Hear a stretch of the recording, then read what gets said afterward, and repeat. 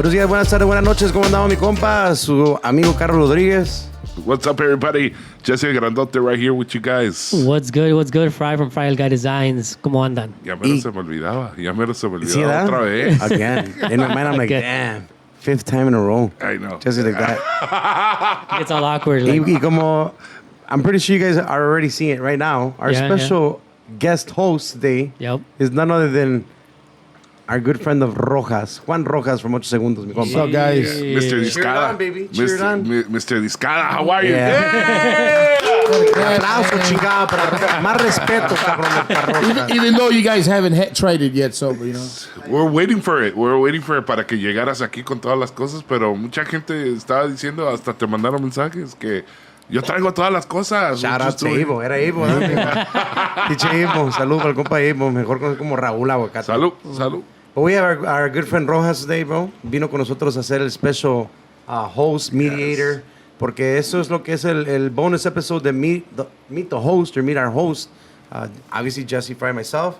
Y pues le vamos a dejar ahora sí el mero micrófono al mero. Ay. I asked the questions now, bro. Damn. Así, pero tienes que The poner law your is- finger the law like is- that. the law is in his hands. Tonight. Yeah. What's que él up, diga, va. guys? So, a ver, ¿qué quieren empezar? Empezamos con las he even questions, fucking typed it out. Empezamos acá. You gotta warm us up, bro. You gotta no, massage sí, us sí, down. sí, You gotta sí. do it Roja style, you know? But real quick, that paper though, it is, we have about good 15, 16 questions. You guys sent in the questions via Instagram and Twitter. Okay. You know, I didn't get to look at the comments, but these are good. Yeah. It's a good amount. I'm a little scared Pero about dejamos the aquí. question. Pero empezamos con una leve, a ver, para Jesse, a ver, ¿qué onda? Well, why do I gotta start? Yes, man, come on, man. So here goes, man. And I've always had this in the back of my head, bro. And I always wanted to ask you. Check yes. You remember when you guys did, they did an event, right? I think it was, I'm not mistaken, at Ayala's. Okay. Jesse El Grandote versus Oh my God! Was it Ayala's? versus La Loquera. Yeah. I remember Damn, that. what was this? That was years ago. It was still Ayala's. It was still Ayala's. It was at Battle of the- Ayala's. Yeah. So Battle I of the remember I got a DJs? phone call. They're like, hey, we want to do a DJ battle. And I'm like, yeah, we'll do a DJ battle. I'll go against anybody. And then they're like, okay, you're going to go. They call me like 2 days before. You're going to go against La Loquera. Shout out to my compa Lalo. What happened, man? What happened? Where do you want me to start? I'm saying, you know, like, ¿qué pasó? Like, I know there was, what kind of battle was it or what? Pues Like, supuestamente era un DJ battle, pero It was a mud wrestling. pero es que pinche Lalo me habló. Dice, hey, güey, nomás no seas tan gacho, güey. You know, go soft on me. I'm like, come on, bro. but they go soft on them before or after? Before. I'm telling you, we gotta prime each other, you know. It was battle of Por the ahí.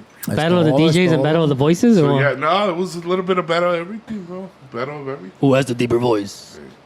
Yo la tengo más gruesa. Who deep throat more? No, but we did it, and it's I heard it was good. I heard it was like real good. supposedly it was a tie. Okay, Hey, but there you who go. decided? The people clapping and shit? The people, the owner, the people, the promoter. Okay, no, good shit. No le pudiste ganar a Lalo, no mames. Pinche Lalo. No te creas, Lalo, baby, puro pedo. Shout out to La Loquera. Fuck Saludos, compa. So you guys got a participation trophy? Yeah, we got a ribbon actually. Like, y luego me mandaron por email un certificado. Gracias por tu participación. And you printed it out, Yeah. framed it. Yeah. It's right there in my living room. Fucking Lalo. man. Ayala's. Good Y luego shit, me man. fui Good a shit. Safari Land, you know, a jugar Right next Yeah, door. yeah. The party was from noon to 6 and shit. The prize was some tickets for the fucking maquinitas and Yeah. shit. Yeah. But that was a good one. That was a good fucking event. Yeah. Just good. Fucking Lalo. Yeah, man, that was the first and last time. Who you wish you would have gone against if it wasn't Lalo? Otra persona que you think damn, you know what? I wish it would have. Nah, you know what? Montano. My door's always open for anybody who. You know what? There's a lot of talent here, and I say that honestly. I think battles are useless. Te voy a decir sinceramente, they're useless porque cada DJ que es DJ, que sabe cómo mezclar música, que sabe sin ver la computadora, que sí sabe de música, cada DJ es único. Es único. So do you en su consider talento. a DJ someone that's playing a fucking song and then it puts on that and then boom, change the song? Is that shit good? Vale puro pico. Because that's what Rojas doing. And Alejandra's catch him every Friday. No, Mixing. no, güey, es que no, cada uno tiene su talento and I know a lot of DJs that have made a name for themselves and I admire them, pero honestly, every DJ es único, Right. el que sí sabe. Sí, al Chile. When he said the battles are kind of useless, it reminds me of like when we were at Banda Real and they started with the whole battle stuff and there was some Verses on band verses? verses Same and some stage groups jam. No, yeah, it was the same stage- verses. the verses, right? more If I'm not verses, more mistaken, I battle. think that started at Merenderos. Yeah. Yeah? Well, I believe so. Yeah. I believe so. With the Who's that kid 3 was that? 3B. Mike yeah, with Favela 3B, and yeah. them, yeah. Yeah. Pero And pues ahí se prestaba también because technically it was stage versus that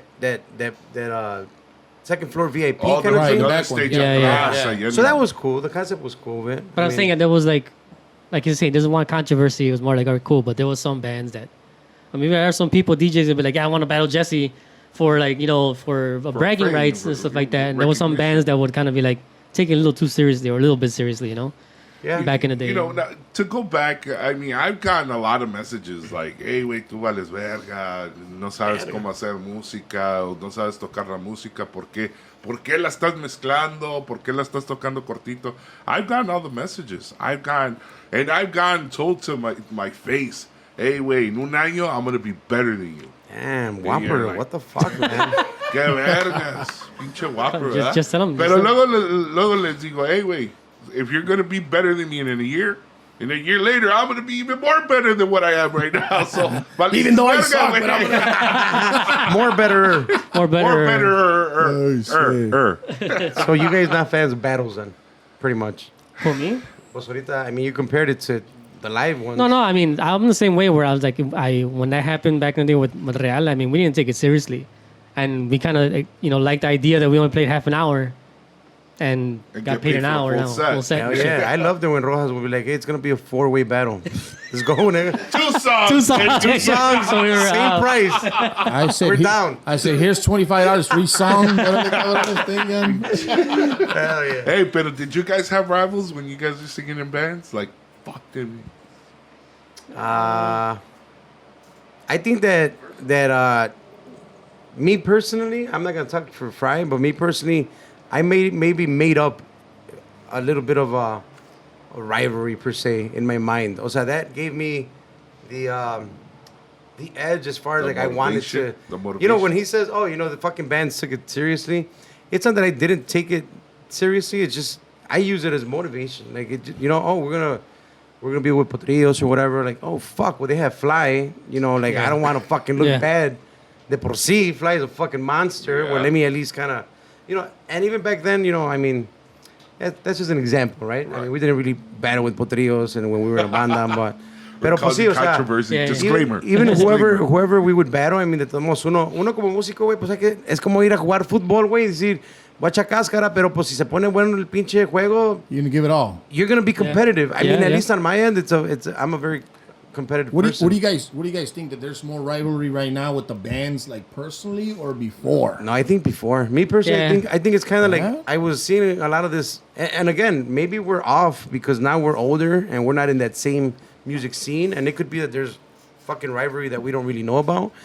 Pero it's kind of like when I see like the NBA and you know you start seeing all these guys like old schoolers saying, "Oh, these guys hug each other at the end of the game." Like we used to hate each other, you know? Yeah, true. And it's not that we hated them. It's just that there was a competitiveness about I don't want to sound worse than fulano. You know, I don't want to disappoint. You didn't want to disappoint Me. the expectations of me. I'm More than not that I person. don't care about the people because I do, but I don't want to disappoint me. Way. O sea, al fin del día, it's about me, about my competitive nature against whoever we're gonna versus. Pero ahorita siento que es, pues todos son como más compas. You know, everybody's. But I'll be honest with you. on Collabing and this, man. shit. Right now, you go to a baile, and I don't know, maybe it's because you do we do 8, 8 groups in one night. Yeah. Back then it was like 4. Four, yeah. Everybody had their own set. Yeah. But now you go to a fucking baile and the first group plays 30 their set, which is good, Yeah. and then the third set, you hear the fucking same songs as the fucking first group. You're like, what the fuck? Centenario. I know, mami. Like, Envidioso, like Pero, 20 times. ¿Sabes por qué? Porque antes también, tú sabes, güey, cuando uno hacía los bailes, tú agarras un norteño, un banda real, ¿verdad? Un duranguense o dorado show, por decir. Agarrabas una banda, agarrabas o sea, vas a agarrar algo de diferente género. Lo Y balanceaba. ahorita Everybody had their ahorita own, ya yeah, está yeah. mucho lo que es, por lo que está pegando, güey, pues los corridos verdes, lo chaca, entre comillas. Y pues la banda sigue ahí. Pero igual, pues, you're gonna hear the same song. Pues es que antes se balanceaba un baile porque ibas a un baile en, como dices, oh man, yo quiero ver este norteño, pero más tarde, man, va a cerrar la pinche banda, I'm gonna be jamming out to them, so it was something like that. Now it's, But I think back in the day also you had more people dancing than just sitting there in front in VIP Just asking for songs. You put them in front and they're gonna be just going jamming and they'll be like, I want the same song I heard 2 minutes ago. And shit. That's true. Yeah. Back then, it was more about want the to hear dance. it again. Yeah. And they'll act surprised, like, oh shit, they're playing the song. Yeah, exactly. It's like when I always Verdes? Again? I always go back to like Noah days when we used to jam out like Azteca or beginning of Real where you had no VIP tables in front. It was also people just kind of like this. Back then, looking Banda at- Azteca, man, at either at the European Hall Oh. or at fucking, like you said, Yeah. Even El Rey. Boston. Even El El Rey. Rey, yeah, yeah. Back then was you guys were with Real, no? Yeah. Yeah. Real y Viejones. Noah was a different fucking monster, man. Yeah. Way different. I remember that. I used to go to Noa to go see Intocable when they were like, No, you Rally could, from- no lo podías comparar when you would go see Rieleros or Morros. just Oh, así. morros, yeah. It was Oh, yeah. just... Yeah. Parecía una, Rieleros parecía una especially. pinche alberca en el baño. Yeah. Oh, literally... Just puddles everywhere. Yeah, Sweat. yeah. Sweat. Or, and We'll piss. call it that. And Sweat. piss. I don't want to discuss people. Y a ver, ya mixing it up. A ver, vamos a preguntar una preguntita aquí que nos escribieron. O sea, preguntar una preguntita. Yeah. Ya me está pegando esta madre. ¿Tan temprano? A ver, what is your overall goal, man, with the GuacPod? These are our Instagrams, Yeah. right? Yeah, huh? This comes from Jen Baena. Okay. And how did the idea, initiate? ¿Quién quiera contestar aquí? Overall goal, initially the overall goal, y todavía, ¿verdad? Pero the how it all started was fucking about 2 years ago. I started thinking, this was after Viejones, so I'm like, well, I want to do something because I always want to do something. And I was figuring out if I was gonna go back singing or not with Viejones or with something else. 2 years later, we're like, fuck it, we're not gonna do it. So I mentioned it to these guys. I have this idea about a podcast. This is 2 years prior. And I'm like, but we're going to give it some time. So I sat on it for a good fucking year and a half, 2 years. Pero por la idea era, it's going to sound so cliche. It's not about putting Chicago on the map, because I think that's super cliche. But it's just more about, I understood that, I think I understand where everything is kind of going, digital, YouTube, podcast, and a lot of these younger kids, that every fucking new kid that comes here to take pictures, where'd you learn how to play? YouTube. So for us, I told Compa, like, we gotta jump on that, because this is kind of how we can offer a little bit of knowledge for the young generation, for the bands that existed in our generation, because lamentablemente we don't know much about everyone before us, which I'm sure was fucking tons of grupos, versátiles and aquellos. We don't know many. We know some, but we don't know many because we don't come from a music background. My parents are not, musically inclined. So this is kind of like the beginning of at least dejando un poquito de huella. Y esa era mi idea de hacer, o sea, de poder dejar un poquito de huella de los grupos que van a participar y que participaron. And I think that's pretty much how it started, the idea. One of the other things I would like to mention that everybody doesn't know is that I have two guys right here to my left, except for you, Rojas. Yeah. But there's two geniuses right here. Fuck you, they're- asshole. they're different. No, Rojas like, you're right, nigga. But you're all right. You're all right. You're a genius in your own. Okay, yeah. There you go. I take it back. Ahora sí. No, but I got two geniuses right here where I get to talk to them. Y una de las cosas es de que cuando los tres nos ponemos juntos, like the ideas just blow up. They blow up. And one of the things I had told them first off was like, hey, man, what do you think about internet radio? Y vamos a hacer una pinche radio de internet. And, you know, Carlos is always skeptical about my ideas. Always. And that's one of the great things about Carlos and Fry is that when we talk, me baja de la nube, but, you know, I'm open-minded about things, and this is just one of the great routes that we took. Yeah. I think that it's, I'm known to bajar people from la nube. I don't know. I was about to say, like, you're not the only one. Because I always come up with my ideas, and I'm not going to say all of them are trying to be winners and stuff like that. But Carlos is always kind of a step ahead, and he always thinks a little ahead before me and whatnot. So, I mean, it's... And you know what? A lot of the times it's not so much... Well, I mean, I don't view it as I'm a step ahead of your thought or anyone's thought. A lot of your guys' ideas, I might say, shit, you know, I like it, but I don't like it. Like... Let's take that from this good from your idea, but how about if we do this and shit too with it? Y se hace algo. Yeah. At least, you know, because I've been working so long with Fry, that's kind of like the way we've been. That's our fucking formula, to be honest. Wired. That's how you guys are wired. I think I mentioned the last podcast, the last episode where we were talking about. I think my compa's idea was first, you know, just audio, but I'm like, I want to push it further. I want to do the video. I want to put it on YouTube. Right. I know it's a little more work, but I just wanted to add to it. And Yeah. I think that's the way we kind of feed off each other, like in a way we're like, say this. So this. I just How said, about we well- just put this too in. I said, well, we're going to do YouTube. I mean, you're going to do all the fucking work. I mean, fuck it. I do. And then you all met in high school, or you guys knew each other from before? In high school. So Fry and I, in high school. That's where you guys met. Yeah, we Yeah. met at John F. Kennedy High School. Go Crusaders. 97. 97. 97. Hell yeah. Telling our age right now. No hay pedo. No hay pedo. Now, eran clientes del soccer, eh? So just FYI. man. Hey, you Farragut. try going and play fucking Farragut right there, right at Farragut.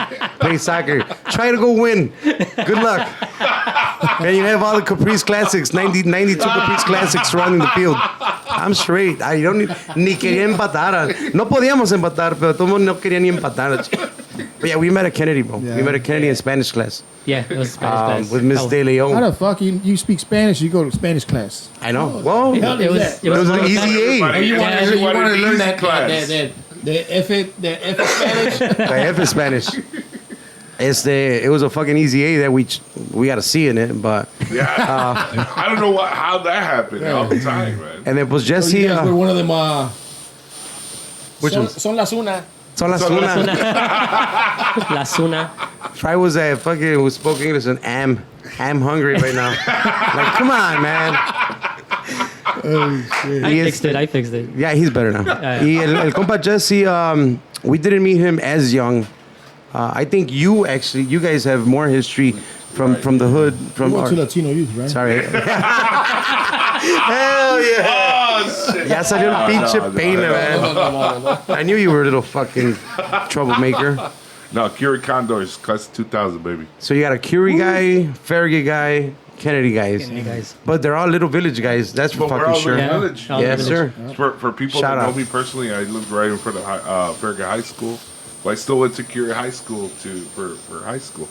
But Well, you lived there while you were in high school still? Yeah. Oh, okay, you I did. still lived there all the way to 2005. Okay, holy shit, okay. Yeah, 10 years in high school. Shit.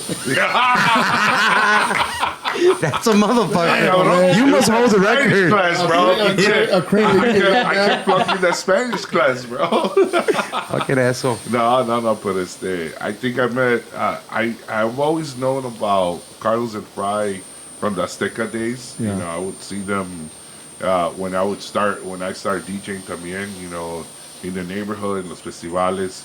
You just guys show up, and I'm like, all right, dude. What's the difference now between the DJs from before and now? Before, What's- you guys used to play the whole song and then switch to the next song. What's up? No, pero es que antes, Right? Almost. Antes, turntables. I started off with Turntables. turntables, Okay. with house music. That was one of the first things that I started learning. You know, somewhere about like 98, I remember I got put on to go play at Los Globos. That was one of like the first places Like a Mexican like club? to do Mexican music. And I remember I was playing some norteños, some rileros, and people were dancing. I'm like, hey, I think I could do this. I could do this. Pero aquel entonces no había muchos DJs que tocaban música en español. Like, you had your Northside DJs que tocaban nomás puro pop rock en español. That was like the in thing, the merengue DJs, like the nightclub DJs, nomás tocaban eso. Pero un DJ que era I'm sorry, bro. paisa. 2005, dijiste más o menos? No. This was way. I'm 98. talking 98. 98. Oh, shit. Okay. Yeah. Aquel entonces eran, you know, contados con la mano. And how old were you in 98, if you I don't mind me was, asking? 20, 25? no, I was 16. And you were playing at Globos? Yeah. Damn.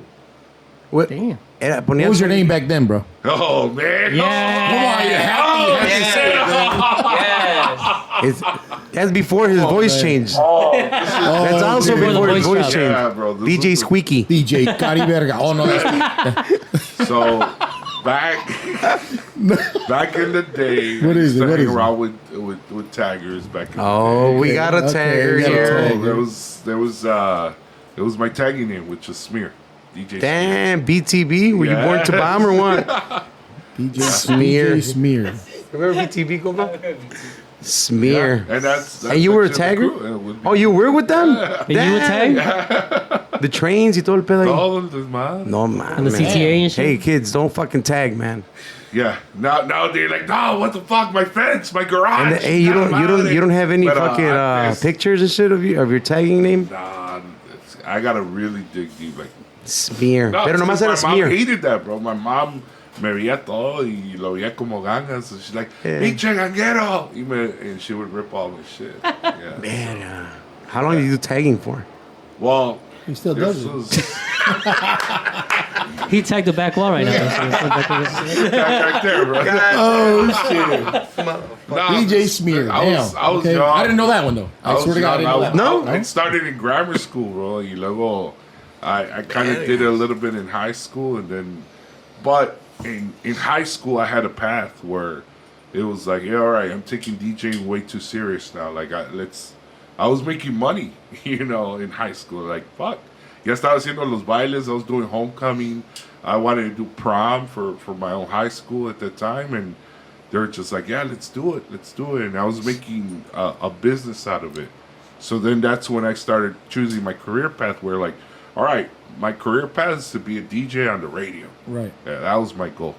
So I see... After or during high school? During high school. Ya sabías? Ya sabía. Okay. Ya sabía. No, pues cuando salió la pinche voz. güey. Ah. Yeah. So you went to puberty when you were already like I was like, senior. I was 26? Yeah. 9, bro. He's like when I fucking went through senior. Puberty, bro. I was like, hey, what's up? Oh, hi, mom. How you doing? Wow. Yeah. That should just change. When did it really change, though? It changed. I was like 11 or 12 years old. No, mames. See, right? Nah, it wasn't Holy thick crap. like that. No, it wasn't Wait, like his this. voice, right? His voice. No, not his beard. This guy was thinking it was his beard. Hey, man. Because the last episode I heard. ¿Cómo sabes? Chinging, bro.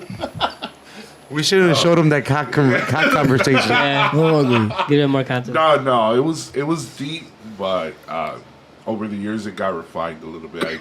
I did some voice techniques over porque hablando en la radio tenías que refinar como Aprender a hablar. learn how to enunciate, bro. Right. How was the Spanish? It was fucked up, bro. It still is, but fuck It's still fucked up. It's still fucked Imagine up. back then. Exactly, bro. And I'm not ashamed of it porque mucha gente me decía, no, vales pa verga para hablar en español. It was just the fucking kid. Like, But it was just getting used to it. Right. They're like, you gotta roll your R's, you gotta use your tongue. So I had to eat a lot of Chicken. chicken. Oh. Chicken. ya lo fuiste agarrando ahí.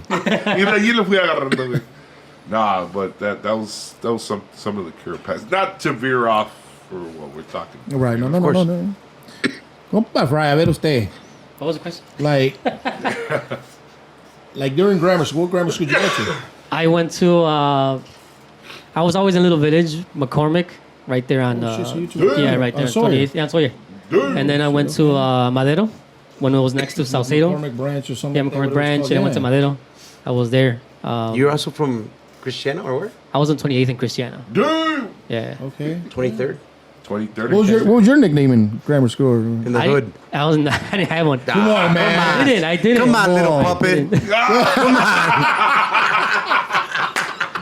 I had to take away my fucking Come on, bro. my 20 tattoo in of my Christiana, ear. you like drawing and you didn't have a nickname? For real. No, I think everybody in fucking 26. No, everybody in the schools. I remember everybody knew me as like the kid that knew how to draw and everything. Yeah. They tried to get me into a tagging crew in high school. Damn, Hold on, fucking if you were from Jesse. Christiana, Yeah, hold on, if crossed you lived in you out. Christiana, I think it was. Rojas knows. Hold on, I forgot. He knows, man. All my guys were right there, man. Hold on. They were all from Christiana. Yeah. I had a lot of people there. My 'cause- guy Jedi and all that. Yeah. Oh, All the yeah. AC, there you go. Yeah. Kids causing mayhem. That's who they are. KCMs. KCMs, yeah. Kids causing mayhem. I Yeah. remember I had a guy, his name was Octavio. He went to Kennedy. He was a Yeah. KCM guy. Damn. Yeah. You didn't want to join them? Damn. No, it wasn't there. It was in high school. Oh, In okay. Kennedy when they asked me. I don't know who they were, but they were like, hey, you want to tag? Because I had an arts. And you were like, are you guys going to beat me I had one of in? my guys, turned to a DJ, but he was a tagger. Smear? Oh, okay. The one with the voice. No, por eso. He's high. But yeah, that's yeah. I didn't take the tagging job. I didn't want to take it. Hey, you Carlitos, what's up? I fucking grew up on 23rd in California. I remember that, yeah. I was there about 26 years. A good amount of my life there. I like how you explained on Farragut you have all the caprices running around. Yeah. When you had a caprice, I had Right. he was driving one himself. But and he shit. wouldn't take it around there. Wait, No, did you have I'll walk a it. 2-door or a 4-door? I had a 4-door. Yeah, you had a photo. The Had a- oval ones or the square one? squared The ones? squared one. Old I had an 83 Caprice Classic. Yeah, I remember that. With With the some cow. We bows. used to call it the cow. We called it cow because it had two little rust spots in the back. That was your first car? That was my first car. No shit. Yeah, that was my first car. I think that's how I was in high school. So I grew up right there in 23rd, California. I went to John Spry, which is crossing the boulevard. And you had Salcedo. Saucedo was right behind our house. It was right there. But we went to John Spry, because we like the danger. We like the danger of having to cross Boulevard and then have the, all the that fucking kings traffic fight. and Yeah. And Hey, you like the gunshots? yeah. We liked the exercise. We had to run from Spry back to the house. So I went to that, and then I went to high school. I went to Kennedy. But no nickname. No, pues en grammar school, al Chile, güey, pues yo soy bien culo, güey. O sea, yo nomás puro fútbol. No. My dad no sería del pinche Douglas. But that wasn't your nickname, though. No. No, culo no era mi Wait, nickname. no, I think that's a lie. I'm gonna call a bluff because I knew somebody that knew you back in the day. In grammar school? Well, maybe in high school. Bueno, in high school, Spit it sí. out. What's up? No, in high school. In high school. Yeah, in high school when I was a freshman, I'm a big lover of hoodies. As you guys can always see, I always wear hoodies. And I wore hoodies in high school, and it was a red one. ¿Estás saliendo el peine? And then and then I have red cheeks. Rosy cheeks. I have natural like birthmark red cheeks, and in the winter I get really fucking red, and they would call me Kool-Aid Man. Kool-Aid. Kool-Aid. Remember that? That was my freshman year. Yeah, Kool-Aid. And then, but that was it, way. In fucking high school, tampoco really. I wasn't into gangs like Compa Fry or anything, and I wasn't into tagging like Jesse. I tried to get him in there, but Yeah, I didn't hang out with Smear or Little Puppet, or with fucking Farragut High School over here. Pero nah, You güey. had a caprice. I had a Caprice. Just fucking music, way. There's a high school. Priest and then hoodies? No, yeah. You know, called no, Kool-Aid Man. Kool-Aid Man. Kool-Aid. I was giving out the Kool-Aid, baby. No, that's how somebody presented. They're like, "Hey, bro, you gotta check this guy out." And they're like, "Yeah, they call him Kool-Aid." I'm like, "Well, what's his real name?" Nah, I don't know his real name. His name's Kool-Aid. I'm Kool-Aid. like, all right. Yeah, way. It was me. That was crazy. That was a freshman. I up a fry. okay, De parte de Caesar. okay. What led you to become a graphic designer? Tagging. It's my tagging and shit. I want to take my tagging to another level. I always loved art. Like I always drew since I was a little kid. And I took 4 years of art in high school because I was gonna go to art school, like an art college after that. And then the music came around and it just fucked all those plans up. It did. and did. And Well, for something good though. You know? yeah. And I think it was in 2004 when I left Azteca that I had that urge to like create again. So technically, you went back though, technically I went back. Yeah. I went back to school. and you left music. I left music. Explain it, clear. Yeah, I left Fuck music. it. I left Azteca for that. I was always downtown, so I always see like the Art Institute of Chicago students Right. with their like That's cool. big bags and all that stuff. I'm like, man, I need to draw again, because I was just drawing at work when I was on breaks and stuff. So I was like, I want that hunger. I had that hunger for creativeness. Right. So I left the music. I left Azteca in 2004. Pussy. Yeah, thanks. And then when I came back into the music with Feel it, bro? Man. when I came back to Real, that's when I started, So you What were, if I- when you were I- out for how many years? Without playing? 2004, I think 4 years I was out. So he Yeah. didn't get to come back to Azteca. No. Azteca broke up before. Yeah. He came back to music. When I came back to music, it was Real. Yeah. And that's when I already had gone to school. And I just applied whatever I learned. From there, I never graduated school. Oh, hello. But I applied whatever I had into the music. I'm like, what better way to kind of combine what I love with the other thing I love and do a graphic So designer what and was the be. year that Banda Real, where you guys started Banda Real, like singing, both of you together? When we started, It was Well- 2008. yeah. 2008? But Correct. that's when you guys were already... That's when you started singing with Banda Real? Yeah. Yeah. Oh, shit. Yeah. And I, So he started later. Yeah, él ¿ya estaba empezó. Real?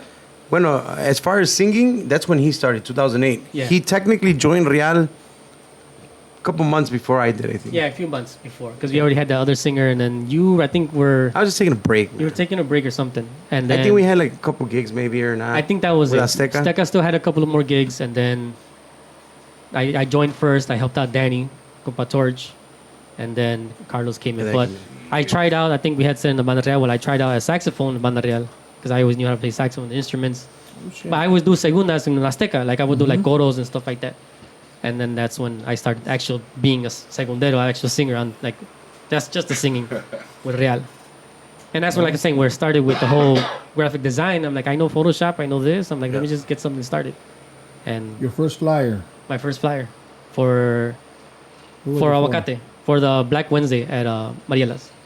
That was actually your first official flyer. Yeah. My first official logo was Azteca, but the one that just kind of brought me out and said like, I want to do this was Banda Real's logo. Banda Real, so Yeah. And then Nice, from there, it's just nice. kind of real. Like I love what I do. Like I just love.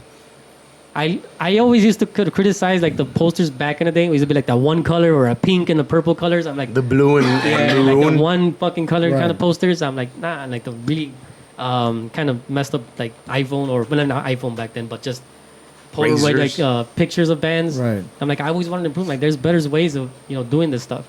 So I always kind of said like And I then you mean, were into it, so. yeah, I was Shit. into it. So you didn't like the pictures from your Prime Code phone? No, I didn't even have a camera on the back of my phone. See, these guys ain't fucking laughing. They don't even know what's up. No. Oh, All right. They don't, Hey, Star Trek? no, these guys. Hey, these guys don't know two things. These guys in the background, they don't know nothing about airtime minutes, and they don't know nothing about calls after 9 You would have p.m. called me. I would have been like, hey, call me after 9, After bro. 9 o'clock. I ain't go, because I only got 90 minutes. It's 8:55. Call me in 5 minutes, bro. Yeah. But even I'll put a bonus one. Hey, I'm gonna call you, but I'm gonna let it ring twice. That's me. Call me back. That's a good one too. That was a good Yeah. That's landline right there, though. Yeah, it is that way. Para que no recoja mi papá. So, Yeah, hey, exactly. you guys got beepers? No, the pinche Man. de juguete. There was a güey. fucking, there was phones in every corner, 25 cents, órale. 25 cents. No, we luego cuando there were 35 cents, I'm like, I had to come out with a dime. No, now? you could have. You had 2 quarters. You had to throw them in there. No te daban cambio. Extra 3 minutes, Change, extra. man. Damn. No, So no, that's no. where you said, "Fuck that! I don't want to see those posters anymore." I don't want to see those posters. I always said I wanted to make a difference. Just with You did letters. change. Just- You changed the fucking game, though. Yeah. I mean, I think. Oh, that's what I love to hear. Like that, Right, It's true. that I wanted to start something. I wanted to make a stamp and be like, I want to change how things are done. Yeah. You know. Hey, but And- the people that fucked it up was like, hey, I need a flyer tomorrow. But I'll let you know about the info later. Nah, They wouldn't give you no info. And then Fucking send them a Christmas card with fucking groups. I'm gonna I've seen a couple of those for Christmas a little parties. template. You know? Yeah. No, over the time I got a little tougher on people. Like I need to stick to my rules just because I don't like rushing into things. I don't like rushing into any kind of designs. Right. And like, oh, I need it tomorrow. Well, I mean, either you're gonna pay more or you're gonna have to wait. Right. You know, in line, pretty much. But I never liked. I'm always very detailistic in things, and that was one of the things that kind of shows in my work that I don't really copy from. I don't say copy, but I don't really. My logo. There you This go. guy, he designed I mean, it. Logos. Yeah, just everyone's logo and poster. Like people that don't really know obviously the process. I mean, este güey se sienta ahí pinches todo el puto día y para hacerse un pinche logo chingón. And his process of doing logos is like he offers you 3 logos, Yeah. and from those 3 you get to pick one still. Yeah. Have you ever heard somebody say, "Man, I don't even like none of these motherfuckers"? Can you do it? Oh yeah. Hell yeah. It recently happened with, Yeah. with a group. They didn't like any, but I mean, I always say, and my compadre always kind of say like, there's democracy in bands for certain things. Yeah. And when you go back and you say, I'm gonna show the rest of the guys that everybody has to say yes, 100%, nobody's gonna agree on it. Right. Like everybody at 100%. That's a tough one. It's really tough. You need somebody who's gonna be like, hey, did you see my vision? Shit, but look, you only had maybe 1 or 2. The what? Returns. Yeah. It was only one, yeah. In how many years? 1,000. And how Like many at years? 98% then. Shit, Yeah, you know. pretty much. That's fucking pretty And it good. recently happened, but I mean, it was. I know for them, sake, they were like, "Oh," and the guy apologized. He was like, "Hey, I like it, but everybody in the group has to say yes." ¿No era Carlos que bajó la nube? No. I know. He's good at that. He's I'm good good at at that. that. Yeah, I'm good at I mean, I do the. We go through the yearly numbers, whatever we call it, right?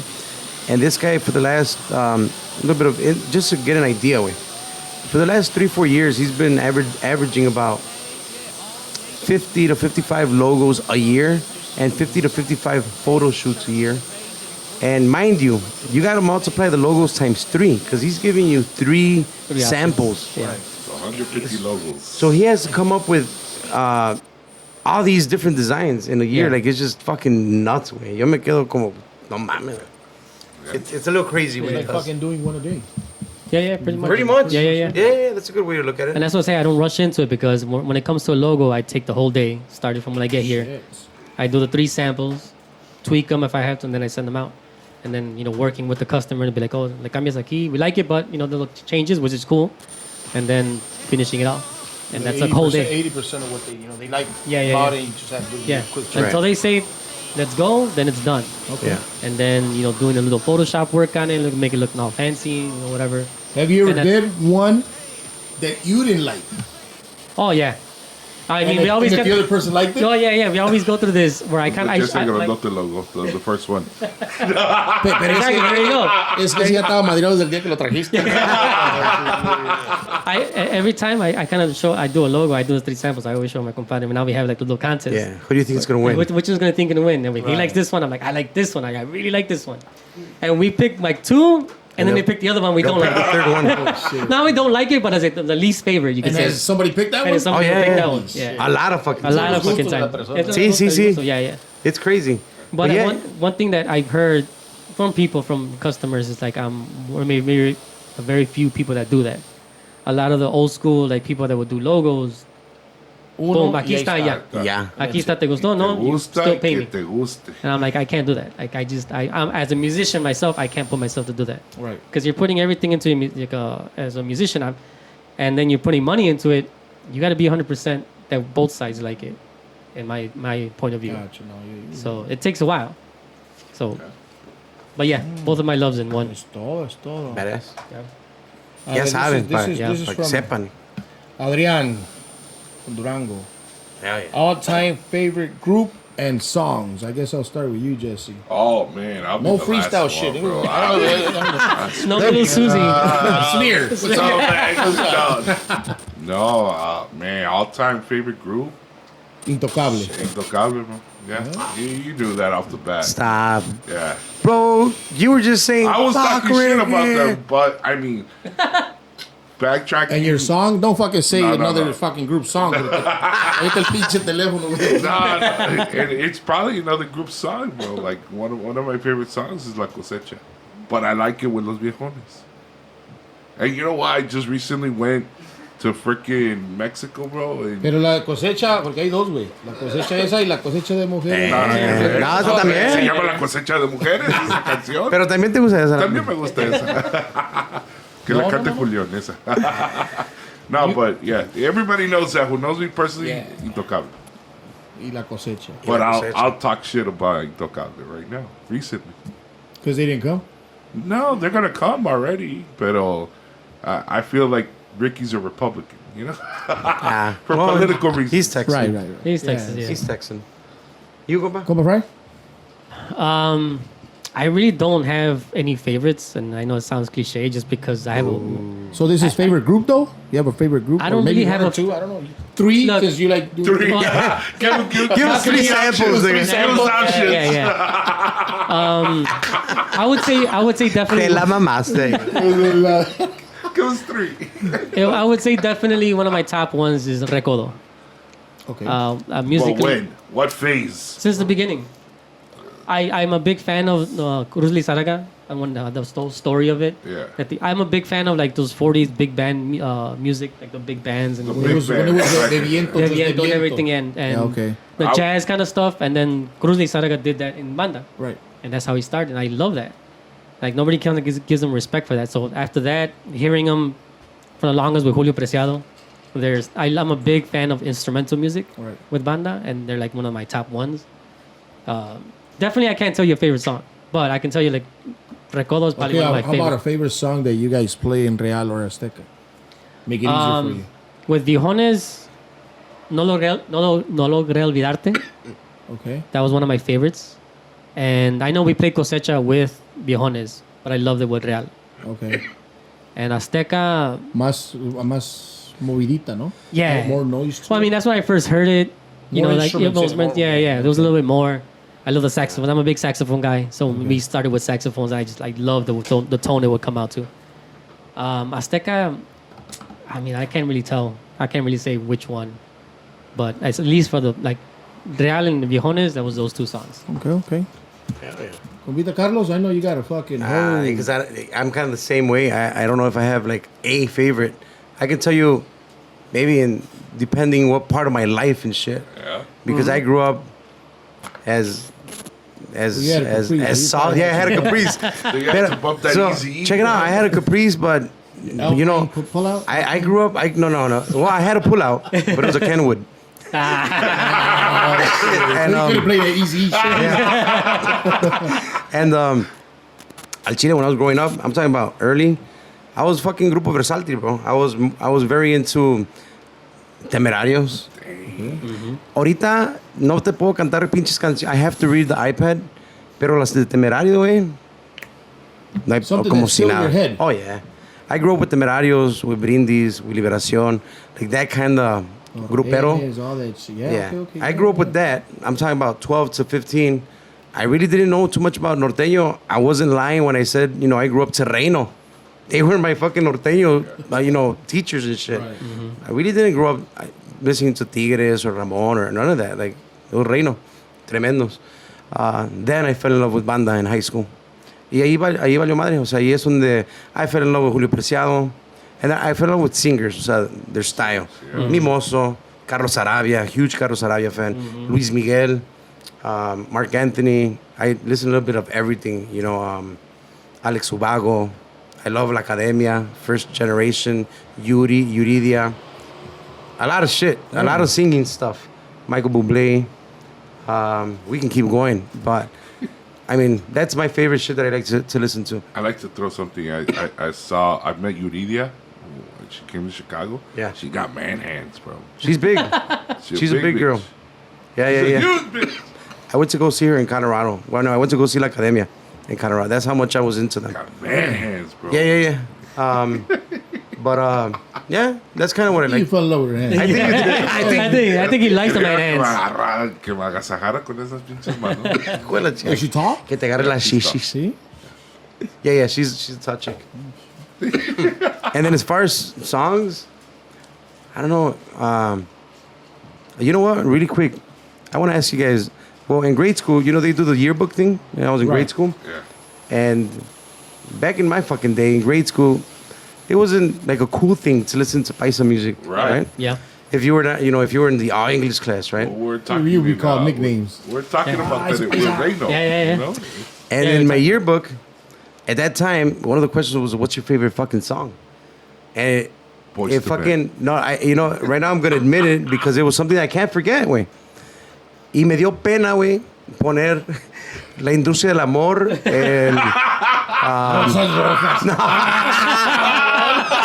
el Rey de Oros. Oh, hell yeah. That was a hit back then, right? That was a hit.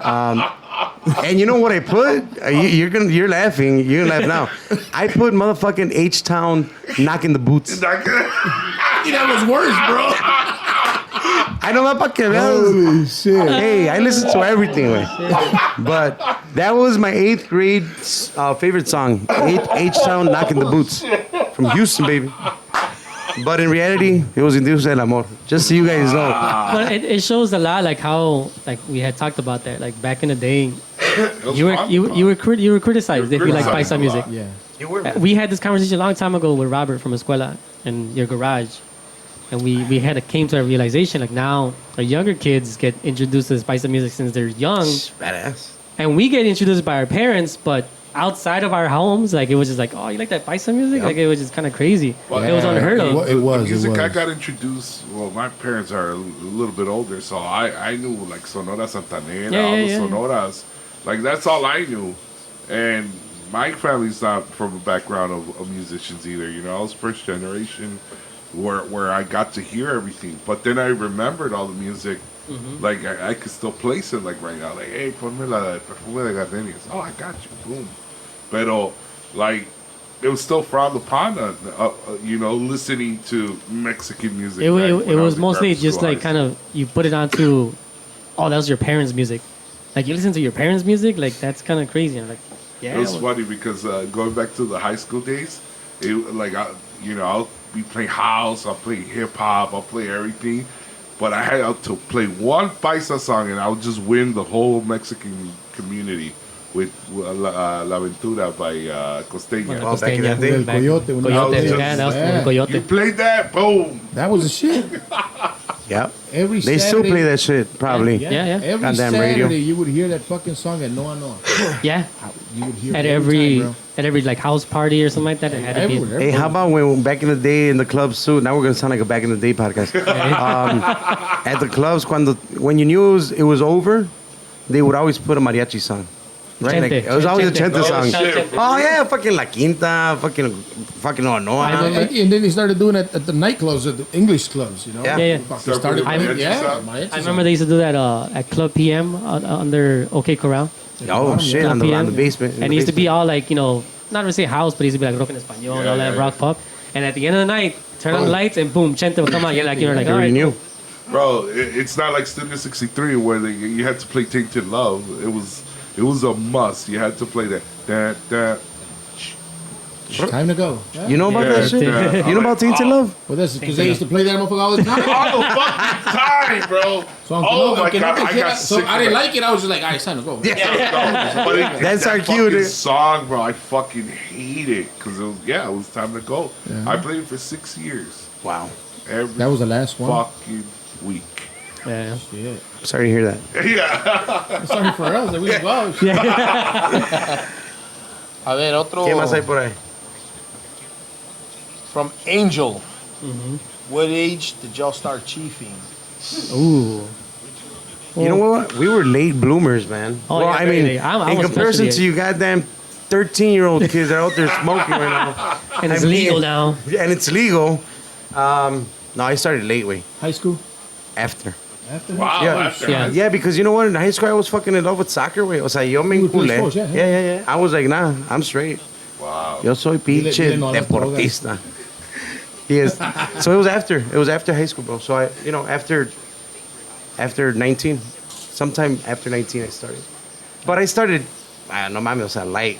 Yeah. It was, en Azteca tampoco, I mean, we didn't really smoke in Azteca. It wasn't Yeah. like, now where it's like, all right, I got to make sure I bring my shit because with a second, I was just like, nah. I mean, I didn't smoke either, too much.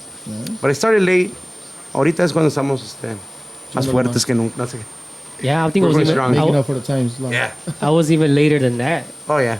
Is when I remember smoking once, maybe in like early 2000s or something. My first joint. But I didn't really feel much because I didn't know what I was doing.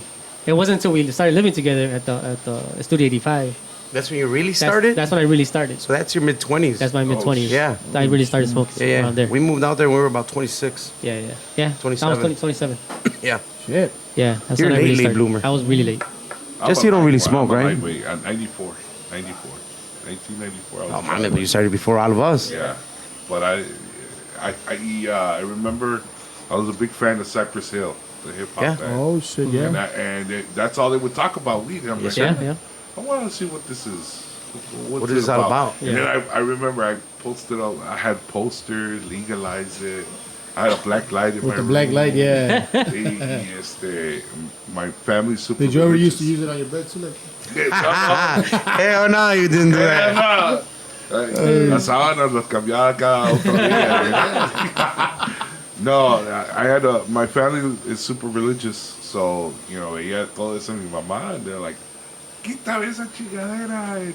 And I remember my mom, like, to this day, porque... Cálmate, ama, yo soy No, un es que smear. me olía. She would smell me, I would come in, and she'll smell me. She's like, mira, cabrón, cuando tú vas, yo ya vengo. Yes. So ya para esas chingaderas. And I'm like, what are you talking about, Mom?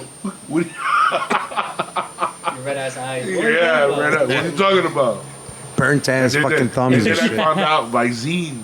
Use Visine before you get home. Well, I mean, you were 13. Yeah. Who's going to tell you? Yeah, Yeah. that's In true. 94. Yeah, ah, cabrón. All right. There. That's that. That's that one. that's that. That's a chiefing. From. Cheapest. Shout out to all the chiefers. I mean, here goes Shout Jesse. out. This one's to Jesse. What was your biggest fear about becoming a DJ? Or a radio host. Biggest fear?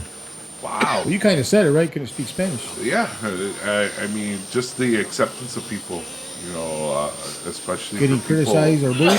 People liking me. That's what. That Did was- you ever get booed? Of course. Oh, shit. Yeah, you get booed. You get. This type of business in the media business, aunque seas músico, aunque seas DJ, if you're gonna be in a spotlight, get ready to have some thick skin, porque te van a tirar los pinches, the tomatoes and pinches cans, bro.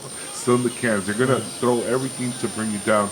And I think now in this day and age, like with social media, I think people get a joy of that, of Bashing people? of knowing like, oh man, I insulted him, and he got down for it. Like when it shows that you get riled up or o sea, te enojas por un comentario and you make that public, I think people get a joy off of that. And you just got to learn how to grow thick skin. But the fear of not making people happy after a gig, after I DJ, after los bailes, a DJ event, a party, son memorias. Y de que yo no pueda hacer una memoria, like, if I don't make it memorable for you, yo no quedo a gusto. Y siempre le he dicho a mucha gente, yo cuando estoy tocando en un lugar, quiero dejar buen sabor. Yeah. I want to know that Jesse Grandote was here. Like, this guy fucking did a badass job.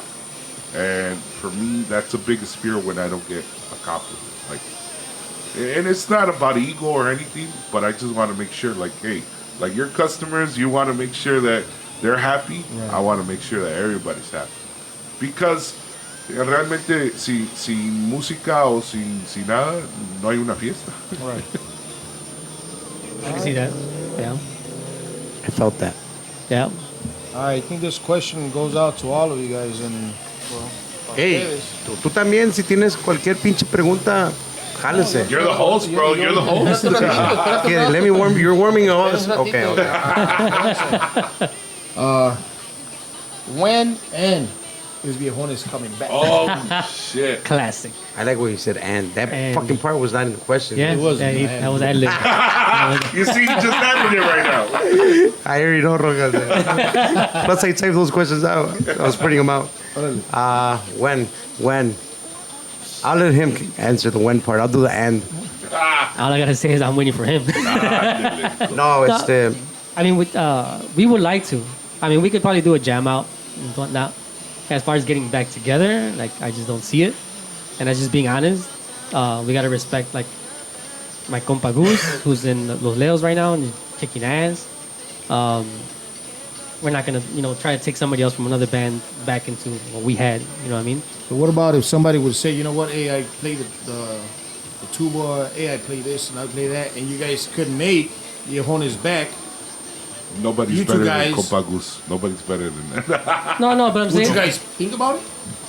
I guess it depends on the caliber of the musicians. Because we were used to really jam out musicians. Yeah, you guys were used to each other already. But not only that, but we were used to for the last 2 years of Viejones, we never practiced. And we would, That's being modest. that's being honest. It's more like 3. Yeah. What? Yeah, we never practiced. And most of our set was improvised at privadas. Hey, you know the song Más o menos? They asked for it. All right, cool. Let's play it. And it came out.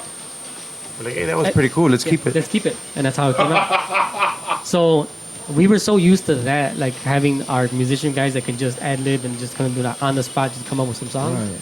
It's hard to kind of do that with, is, they have to be really, I don't say really good, I don't be an asshole like that, but I mean, I think at least in my part, they have to be up to that kind of part. The Viejones would fucking start singing up about corridos verdes. There you go. There you go.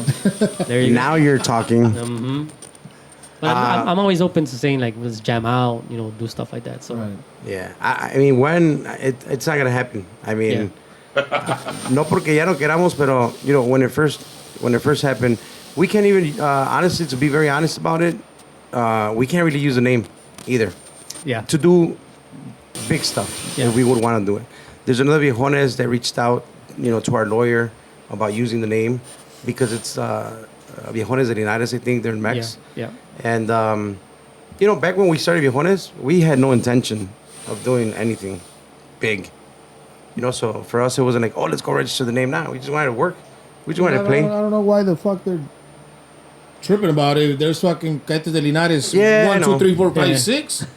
But for them, it's like, they don't want us to technically make money off the name, por decir. So they say, you know what? Los Viejones de Chicago. fuck it. Don't put, también. Well, technically, we were Los Viejones Inc. Yeah, we're Los So I mean, Viejones there's still a Inc. difference, but they They reached out, and at the end of the day, we had already broken up. And we Yeah. told them, don't worry about it. We don't even play anymore. We haven't put anything out. Everything was cool. Pero pues cuando pasó lo de Viejones, pues de todos modos, it's not, a lot of people ask me and Fry Viejones, but it was 6 of us. And yeah. and at the time it wasn't, not all 6 wanted to keep going. We'll answer that later too. And it's tough to get everybody that kind of doesn't want to play, or at a certain point, it was on our side. More my compadre, I don't want to throw him under the bus, right? But he's one of the guys that told me, hey, I want to stop, I want to take a break. Y pues, Another break, bro? You took one fucking from before. I took him with Azteca. Years, Right? bro. Imagine that. I'm a break kind of guy. And then, y pues, ahí es donde yo dije, well, I don't want to restart either with someone else and shit. So, the Viejones part is going to be tough. The little jam session, a little live, yeah, that can happen. Even a little fucking tocada every now and then, if everyone is available. But it's tough way. It's tough to find, really good of everything and shit. So, va a ser cabrón. Pero a lo mejor sí podemos hacer un live o algo así, que nos juntemos. Yeah. Yeah, aquí está there's a question here, bro, that kind of caught my attention, to be honest with you, when I was going through it, man.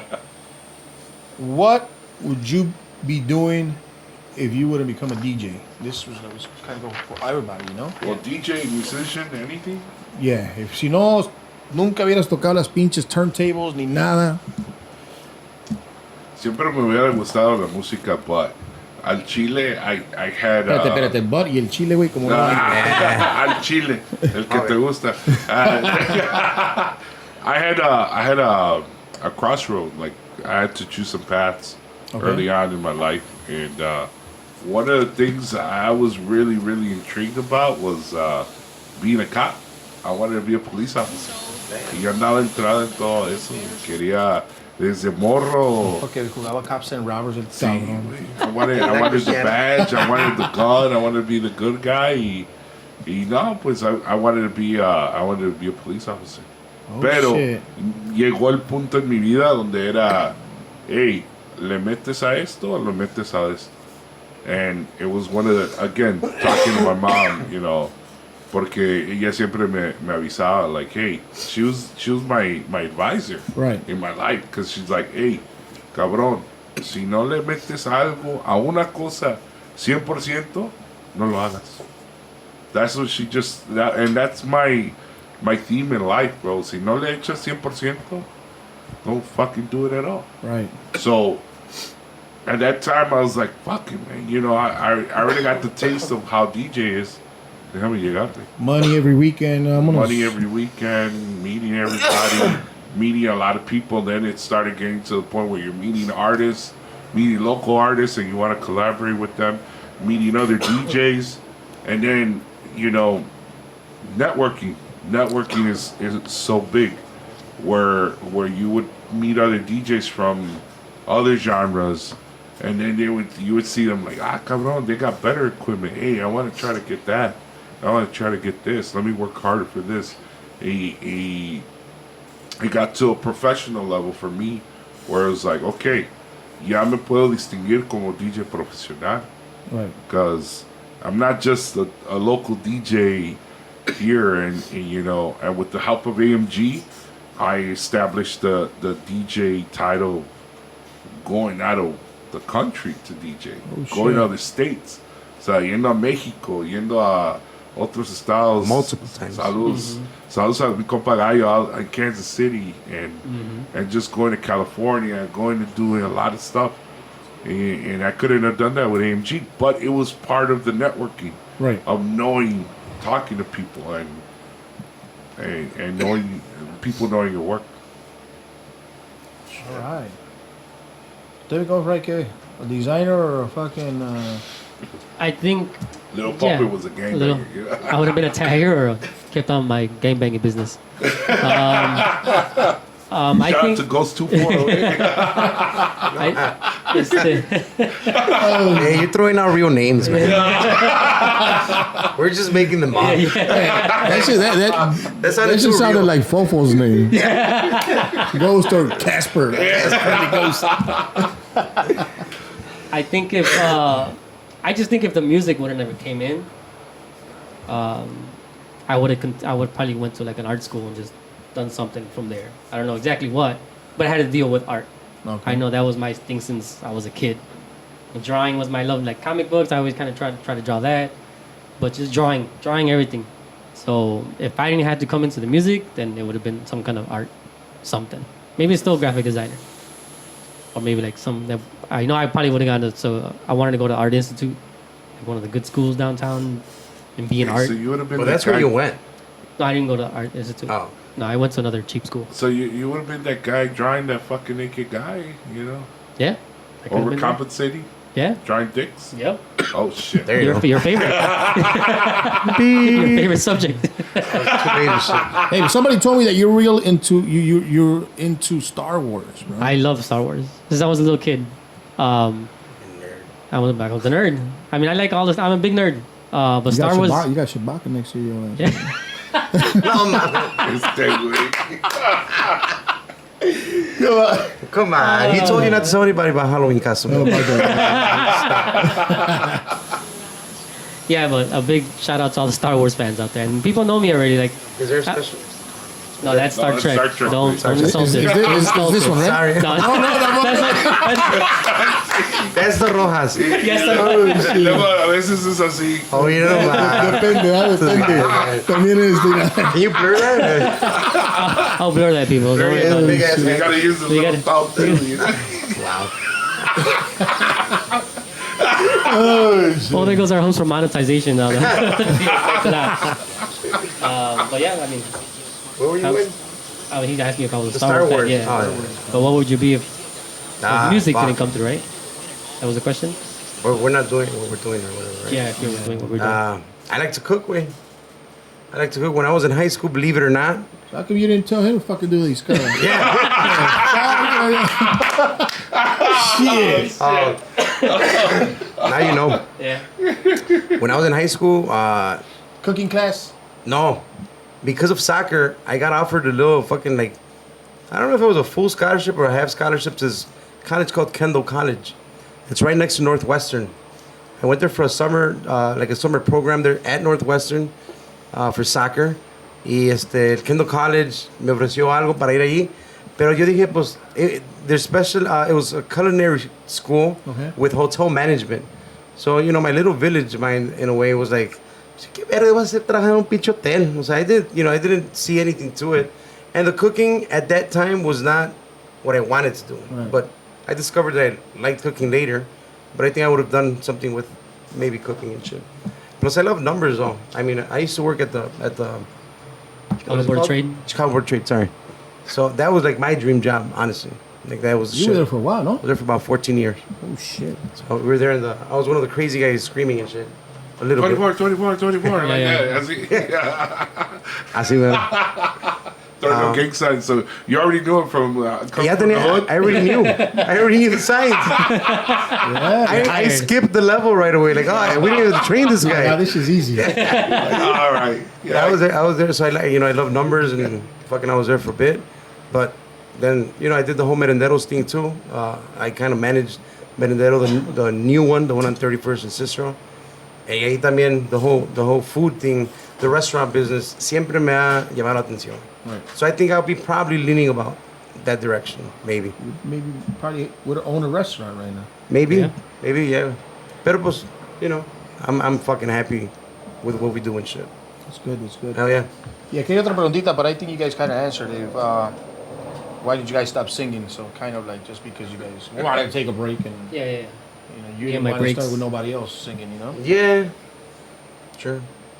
But he never stopped though. You played this past weekend. Right now I'm helping my guys from Conjunto Cascabel, which is Snake fucking the Snakers, Snake game. which is a little weird, or it's a little different, of course, than Norteño with It sax. sounded pretty fucking good. I'm not gonna lie. Stop Is somebody else here? Stop it. Give me Here's a- my Yeah, próximo. pero got así red no le cheeks. pone atención porque la gente. No, No, but I'm saying it sounded badass. I saw I it. showed up to a party one time. Like, hey, all last minute, I crashed the party. And that was actually the first time I heard him sing, Norteño with sax. That was my first time. And Yeah. he went high. I was like, yo andaba pedo. And then I was like, holy shit, that sounds good. Ahí va, bro. I'm a Conjunto Cascabel fan now. Sorry, Jose. we're trying. Estamos nomás ahorita echando la mano a sacar jales y la chingada. We hadn't done it in about, this November is gonna be fucking 3 years since Viejones.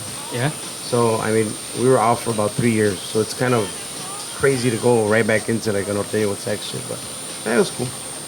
It's cool. So far it's cool. Si yo todavía no paro. Mi compadre ya paró. Yeah, pretty Y much. se le para. Ya no se le para. Digo, No no. se le para. Ya no. Ya paraste. you guys answered this question also. We'll leave it alone. Why did Viejones break up? You guys wanted to take a break. That's it. Yeah. you know? Yeah. I mean, that one I can elaborate on if you want. Well, On the Viejones one. okay. When it first happened, because I kind of haven't guessed who's asking. Who's asking? Which one though? The why did Viejones break up? The honest Junior Hernandez? Junior. And you. Junior. Classic. What's good, compa Junior? Arriba Jalisco. A mi compa Junior. Yeah. He's a good friend, and he's always asked me. He doesn't believe whatever story I've told him. Even about. though- The honest truth, please. The honest truth. He never believes us. Llegó un momento con Viejones que de repente mi compa Louis, LJ, y mi compa Fry approached the band. At this time, we're playing Pinche LJ. a lot, No. a lot. And they both kind of told me, like, you know what, we're kind of fucking getting... LJ's got his story. He's getting tired of the scene. He doesn't like the whole verses. He doesn't like a lot of what's going on, right? Ese güey tenía muchos pinches pelos. Hijo de la Sí, verga. sí. Dile, güey. Le hubieras dicho al hijo de la verga. He's looking right now. LJ, You know he's Pelas, good. güey. Yes. And then my compadre Fry was tired.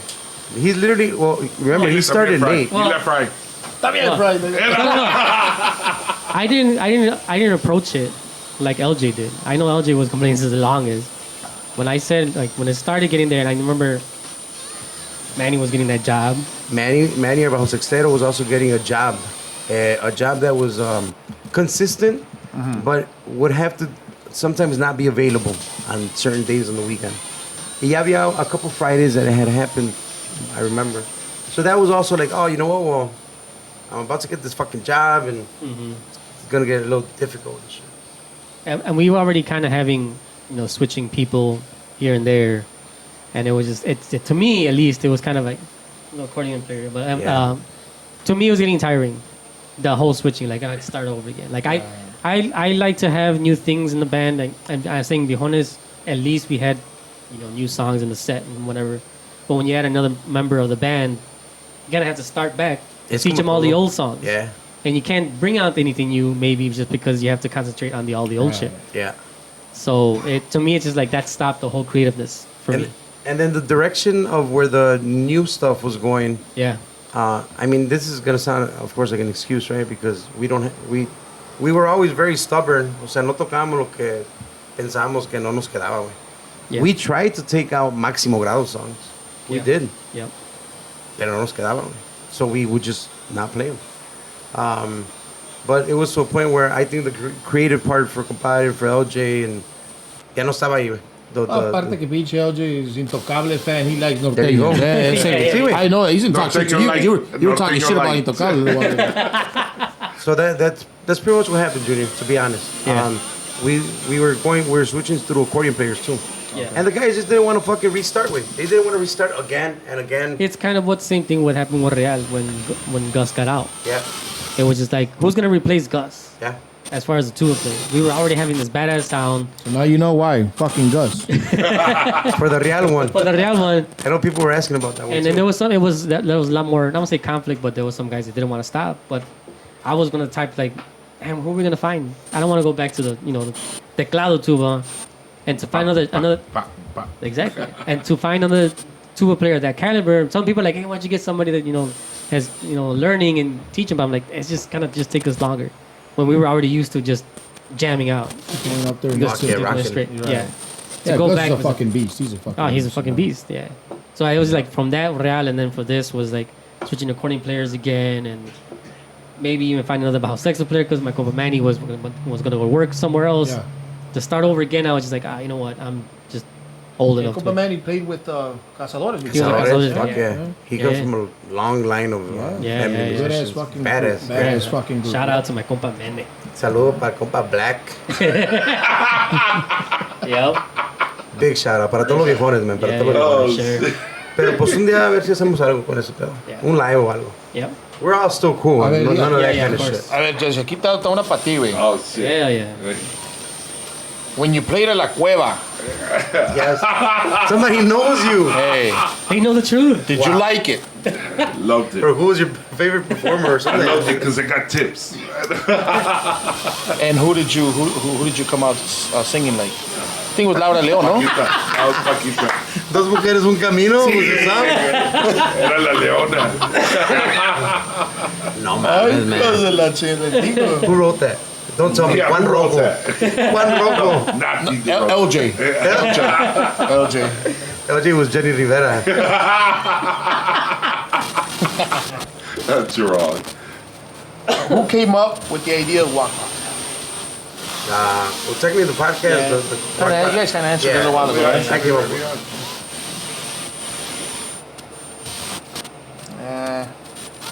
También, when did you guys find out you guys had a passion for music? Yeah. Ya también más o menos ahí, just so we could Early go, age. because Early people are gonna be age. like, why didn't you ask, Yeah, yeah, ask yeah. my Yeah, question yeah. and shit, Like, sí, nomás para que la mencione. Yeah. Background in the music industry for each other. Quick background, Jess. Quick background. Places you've played before, La Cueva, At Cueva. Studio 63, La Cueva. Circuit. You know my repertoire. You La know? Cueva. And La Cueva number 2. No, El infierno. That was what it's calling for, La How Cueva about West. Pirámide on Archer one time? Pirámide, yeah. With Yo-Yo. With Yo-Yo. Yo-Yo was the Me owner. prestan, que diga. ¿Qué pasó? Sí, no, sí. Just a quick background. I started I started DJ 96, 97.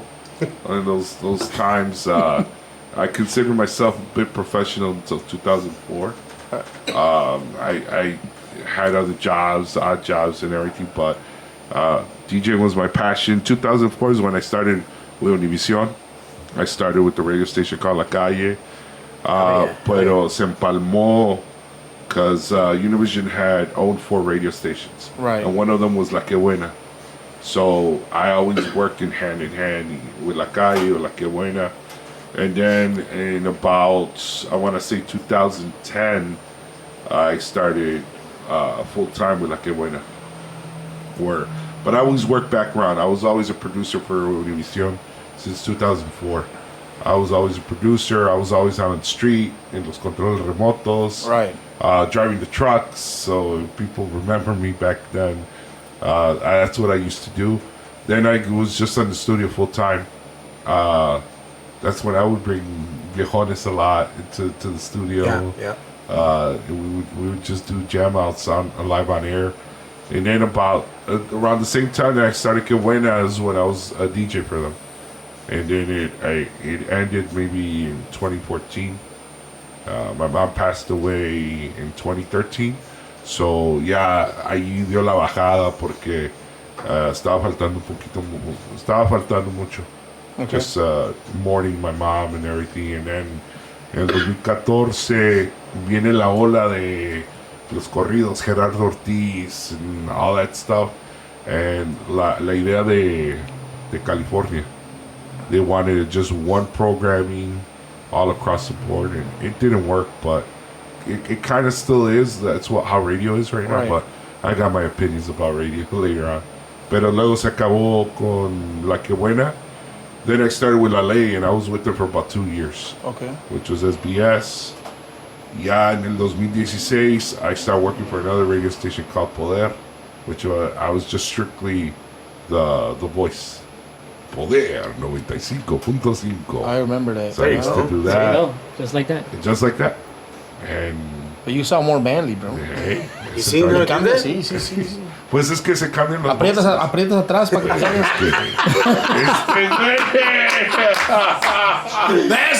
That's the fucking secret. That's the secret, You gave it bro. away, man. Ya Got valió it. madre. Es que vi que hizo los músculos así. You saw me tense up, I right? saw that. The Hasta la fucking pinche veins right here. Hasta la barba le tembló la pinche barba. I'm surprised you see my fucking neck Bro. right now, bro. Shit. No, nomás de acá, güey. Y luego, pues siempre he colaborado con AMG desde el 2015.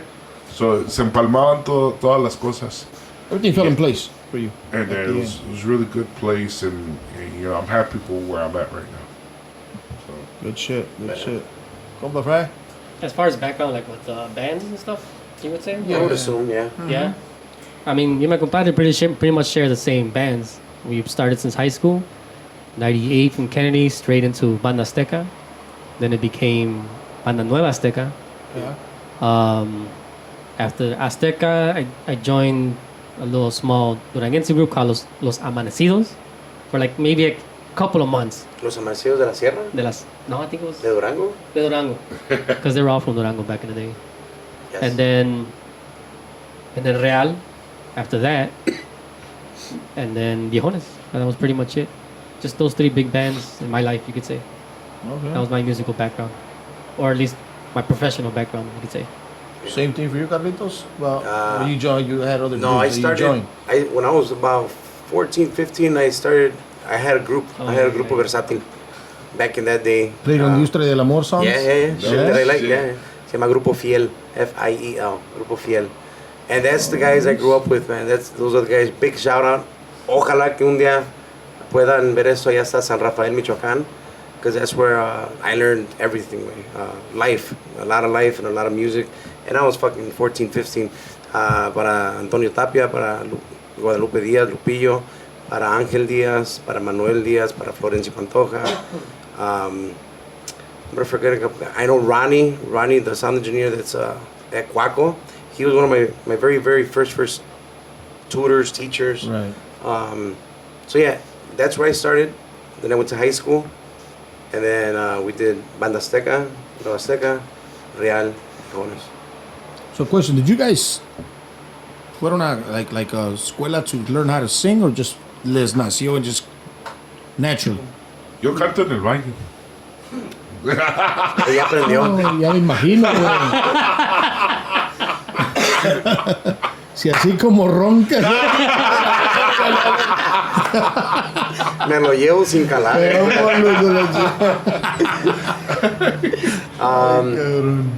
Technically, when we started just because we fucking wanted to. Yeah. I ended up having to go to school because very early I was doing it wrong, singing. I had node, so I had surgery, and then after I remember that. yeah, I was about 21. Yeah. I was doing everything absolutely wrong, and then I had surgery, and then they recommended me to go to damn, I'm gonna forget right now the fucking school. It's a music conservatory on Michigan and like 13th in South Loop. Okay. And I went there for about a year and a half, más o menos, which is about 4 or 5 semesters. And but that's where I felt, a big increase in what I was doing, or learning how to use everything I needed to learn, entre comillas, correctly, because at times I still feel, that I do things wrong, but that really helped me. Okay. It's called Sherwood Music Conservatory. Sherwood, there you go. I always recommend it to anybody and everybody. Sherwood Music Conservatory. Right now it's part of Columbia College, pero ahí está muy chingón. But yeah, that's where I wanted to take compadre, and then we ended up enrolling, or he ended up joining me the last semester, and the teacher wasn't there. So we opted out of the class right away the next day. Yeah. Así está el pedo. Good shit. Hell yeah. Yeah. A ver, Jesse, no te creas. Otra vez en la cueva. Ya sabes, güey. Ah, y también aquí the YouTube videos. If you guys, what would you guys be doing? How'd you guys came to know each other? Y cómo realizaron lo que es ahora Aguacate. That's gonna take like an hour. Yeah. Let me see if we. Well, obviously we met in high school, and then from there being band musicians, and it wasn't until after like around Real when we started. Yeah. We started Aguacate. Yeah, we're about 26. Yeah, we're 26. Again, probably nowadays it's late because I know there's a lot of young ass fucking promoters right now. Mm-hmm. Pero this Rojas, back in that day, there wasn't any of like our new generation doing bailes. It was just us, literally. We started. It would have happened, and tell me if I'm wrong. It would only happen during tax season. I'll call, yeah. They'll start a promotion company. Yeah. Do 2-3 events, and believe me, man, it was fucking hard. Yeah. That's tough. And then That's bam, very tough. then it would disappear, and that's it. Yeah. It's hard.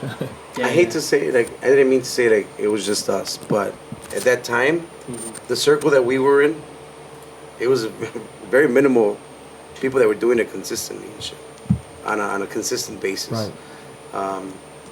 And we started about that time, I don't know, we were about 26, so it's about 15 years ago. It's going to be 15 years this year. Yeah. Wow. Y ahí es cuando también incorporamos y nos unimos con, our partners, our partner Luis Saavedra. Big shout out to the Saavedra family. Shout out. Compa Luis. Los Sauce Guerrero. Yes, sir.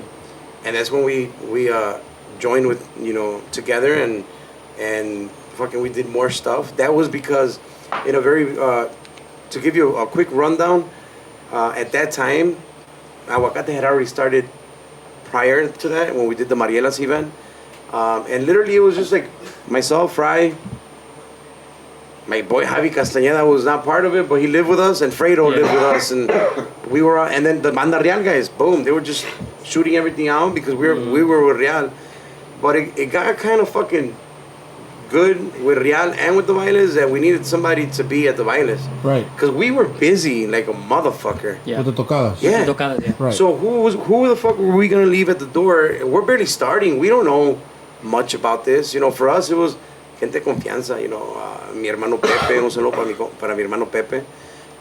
Luis, that's con Luis Avedra, mi compa Roca, Junior, el compa Juice, el otro compa Juice, Savedra también. You know, it was a teamwork, and that's when the aguacate thing kind of just started at that point in time. Yeah.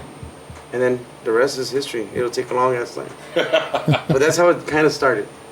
Started from there, and then when we started working from your apartment, from your townhome. Yeah, so that's what I'm saying. That's when we that's again, you know, we started visualizing when we were El Rey. We were already like, hey, este pedo puede ser que no dure mucho pinche tiempo. So nos está yendo bien y tenemos que empezar a invertir y hacer algo rápido. En ese entonces me mocho un huevo. No había muchas compañías y a lo mejor no había ninguna que era como representante de grupos. Oh, yeah. Y yo sabía que en California había representantes, oficinas de los grupos. Y yo decía, ¿por qué vergas? Aquí no hay. Right. O sea, I'm going to do that. Because at that time we had Real, and Real had played in all the fucking spots, and I was cool with everybody, and it was something that I can do. And I wanted to push music and my friends, and, you know, like, hence Los Tremendos, and hence, you know, when we seen Ejemplo, and which is another fucking episode when I first heard them. And then, you know, just listening to raw talent and saying, fucking give me 3 years with these guys, you know, and it's going to happen. Right. But that, I don't know. And then we do this full time. Yeah, Like yeah. now in a way, it's a dream come true. It's in a very difficult time with the pandemic. Yeah. And not going to lie, but Very. it's fucking, it's a dream come true. O sea, and we didn't do it 10 years ago full time because we couldn't. You know, we Yeah. needed to have our 9 to 5 per se. For me, it was more like fucking 4 to 2. And we fucking did that, and we took the big risk about the big jump. I don't know, about 7 to 8 years ago is when you started working out of my house. Yeah, like 7 years ago. Yeah. Yeah. Our boy Beto Camacho was Yeah. part of Aguacate, and also working out of the house with my compadre Fry. It was just one little small bedroom. He had all the desks and all the stuff right there. I had a desk. My compa Beto had a desk, and there was another desk around there. File cabinets. We were hustling. They were hustling from Hustling, there. man. Yeah, we'll make it like a 9 to You want a 5. poster? Whatever. Boom. Yeah, we were working from there. I would have report in every time like if it was a job. And I know it was my compadre's idea because I was trying to work from home, but it was Right. a big distraction for me. Yeah, because I'll be at work at fucking 4:30, and I can't wait for it to be 7 so I can call these guys like, where the fuck are you? Wake up. Ya están ahí. And this guy like at 10. Hey, you called me at 7? Yeah. Yeah, he fucking called you at 7. Like, get up. But it was a big distraction for me to work on stuff at home because I was like Right. working from a bedroom. I estaba la cama, I was a TV. Let me just turn on TV, and it just next thing you know, it would take a long ass time for to do a project. But for me, it was mentally like to try to come out of a mental thing of working or going to work every day. Like the company I was working for, the same thing at Board of Trade. I was there for 10 years. Oh, shit. So my mindset was like, you have to go somewhere to go to work. You can't do it from my house or you can't do it Right. from my bedroom because he just gets too much distracted. So I think that's when the idea came up. Like, oh, let's just do this full time. Like at least for me, I was already kind of doing it full time. And let me go out somewhere. Let me get up, get dressed, go to the office. Dude, this guy was already making more money graphic designing on the side Yeah. than at his fucking regular job at Yeah. the Merc. And I'm like, dude, Leave that shit. do it. Yeah. Do it. And we're talking about al cabo que vergas, early ages. This guy was fucking charging like 60, 75 bucks a poster Yeah. back then. Back then. And I mean, inflation hasn't been that bad. I mean, he's always been very modest from what he does, and those were the fucking initial prices for Fry back in the day. Yeah. And that's when I started with the photo shoots too in the basement of his the townhome too. The And BBU, Yes, BBU. yes. Yeah. Big Boy University. We were coming down ready to shoot that portal scene, and it was a long stairway. I'm like, all right, I'm ready. I wasn't. Is that why Beto Camacho left? Ay, compa Beto. He's like, this is what's about. Yeah, without a shirt. Reno left too. Well, don't yeah. yeah. Jesse, where the fuck did you Who gave you that name, bro? Jesse El Grandote. Because I know you. Straight Why up. is it a bad name though? No, I mean, come on. it's just- So back in the days, back in the Studio 63 days, I had a lot of friends, and a lot of sonidero friends. Okay. And a lot of people will be like, DJ Smear, but a lot of people didn't know how to pronounce that name. DJ Smith, DJ what? How did you spell it? So Smear. Smith, that's it. But like a lot of Spanish. But a lot of speaking, Spanish you mean? people didn't know how to pronounce it. Smear. Smear.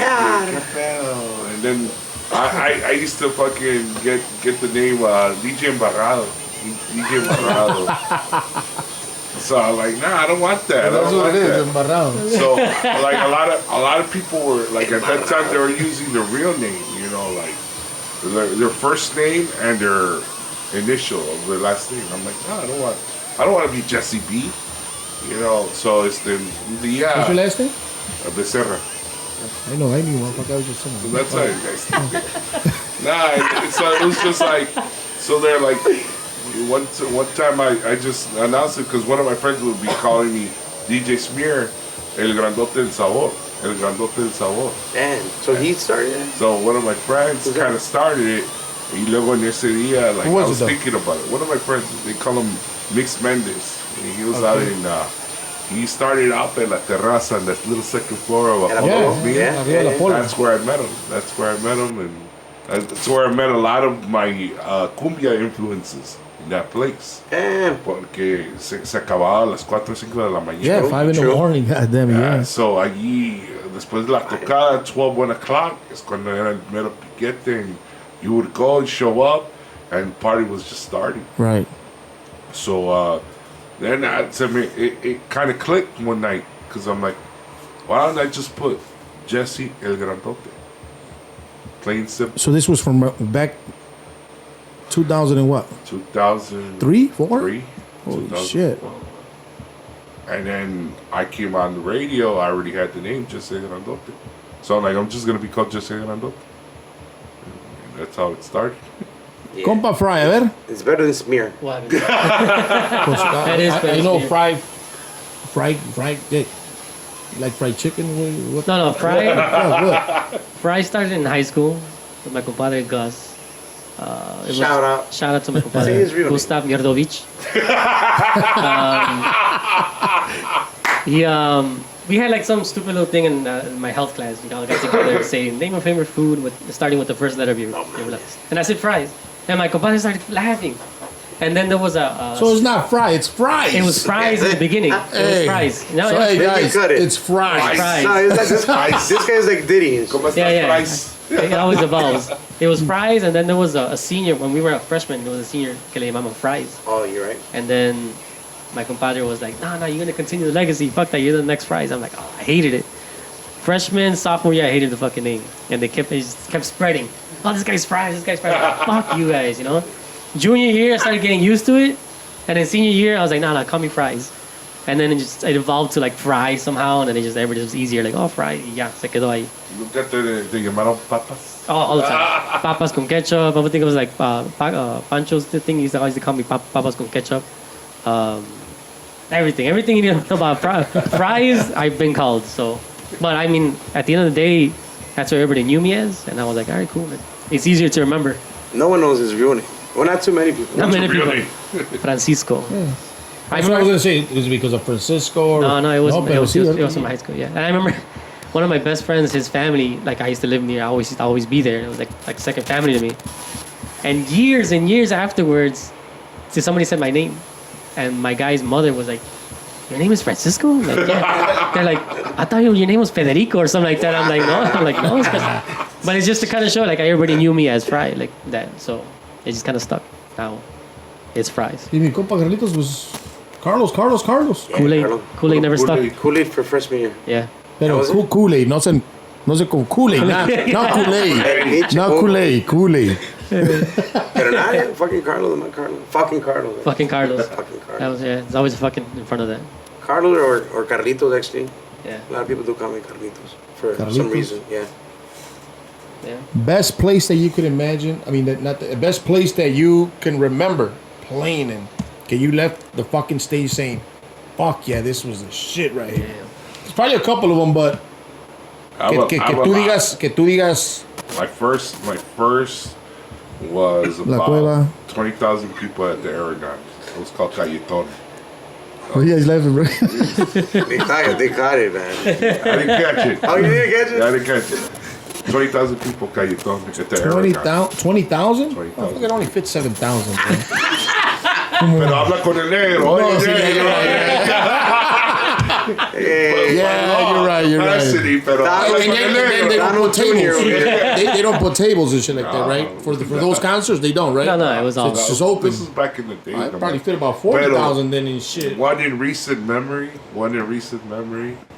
is the first Michelada Fest in Chicago. 18th I Street, headlined it. Copa Carlos was right there. 18th, right? I mean, it was in Pilsen. Yeah. It was on. It was on Cermak. Cermak. It was on It's By Cermak. Cermak, yeah, it was by the Es little ahí como el factories, Fiesta del right? Sol. Yeah, the same area. Like Canal. I heard Forty. that there was fucking. Yeah, there's still videos. Gracias a compa Bar, gracias a compa Carlos who took video. Without that video, you guys wouldn't. I wouldn't attest to what I saw. Porque chingada madre, it was a lot of people. And to this day, what the promoters told us, it was about like 80,000 people. 80,000.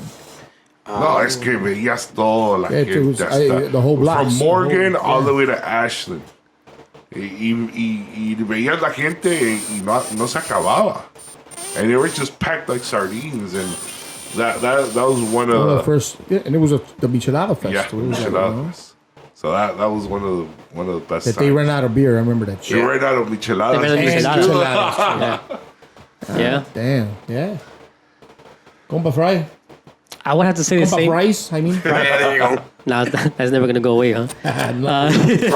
Price. I'm gonna go.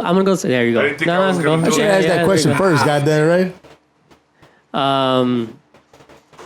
I think I'm gonna go same route. Aragon. You know, opening up in that big stage, and then it's funny how like you have like maybe lights like this where it's just shining on you, and you really don't see the people Okay. that much, and it's like you maybe see the first rows and stuff like that, but as far as the back, you can't really see much. Only like the lights from the back and whatever. You guys opened up for who? We've opened up for. I clearly remember once. I don't know if it was the first one, but at least for me, was Cuisillos and I have somebody else. I forgot. I remember meeting Cuisillos, Bruno from the Cuisillos, backstage. And you guys were playing what group? I think I think it was Azteca, maybe. I don't remember. I don't remember. I know Banda Real for sure. Banda Real for sure. We did some good ones with Azteca too, though. Yeah, and then I don't remember exactly which one was the first one, but I just remember seeing that feeling of knowing it was Aragon, one of the biggest, just venues here. And for back the- then, 6 o'clock, it used to be fucking packed. It used to Oh, be fucking yeah. packed as hell. Yeah. So then you're starting one, like that was a big pressure because you're starting off the whole fucking baile, like you're starting off the whole thing, and you're coming up and my rest in peace, Michael Uribe put us there, like he trusted us to do a badass show. Like all right, Right. cool, that's badass. And then you're up there and there's a lot of people up there, there's a lot of people out there in that audience, but then when they hit those bright lights and the whole thing lights up, and your heart just sinks like.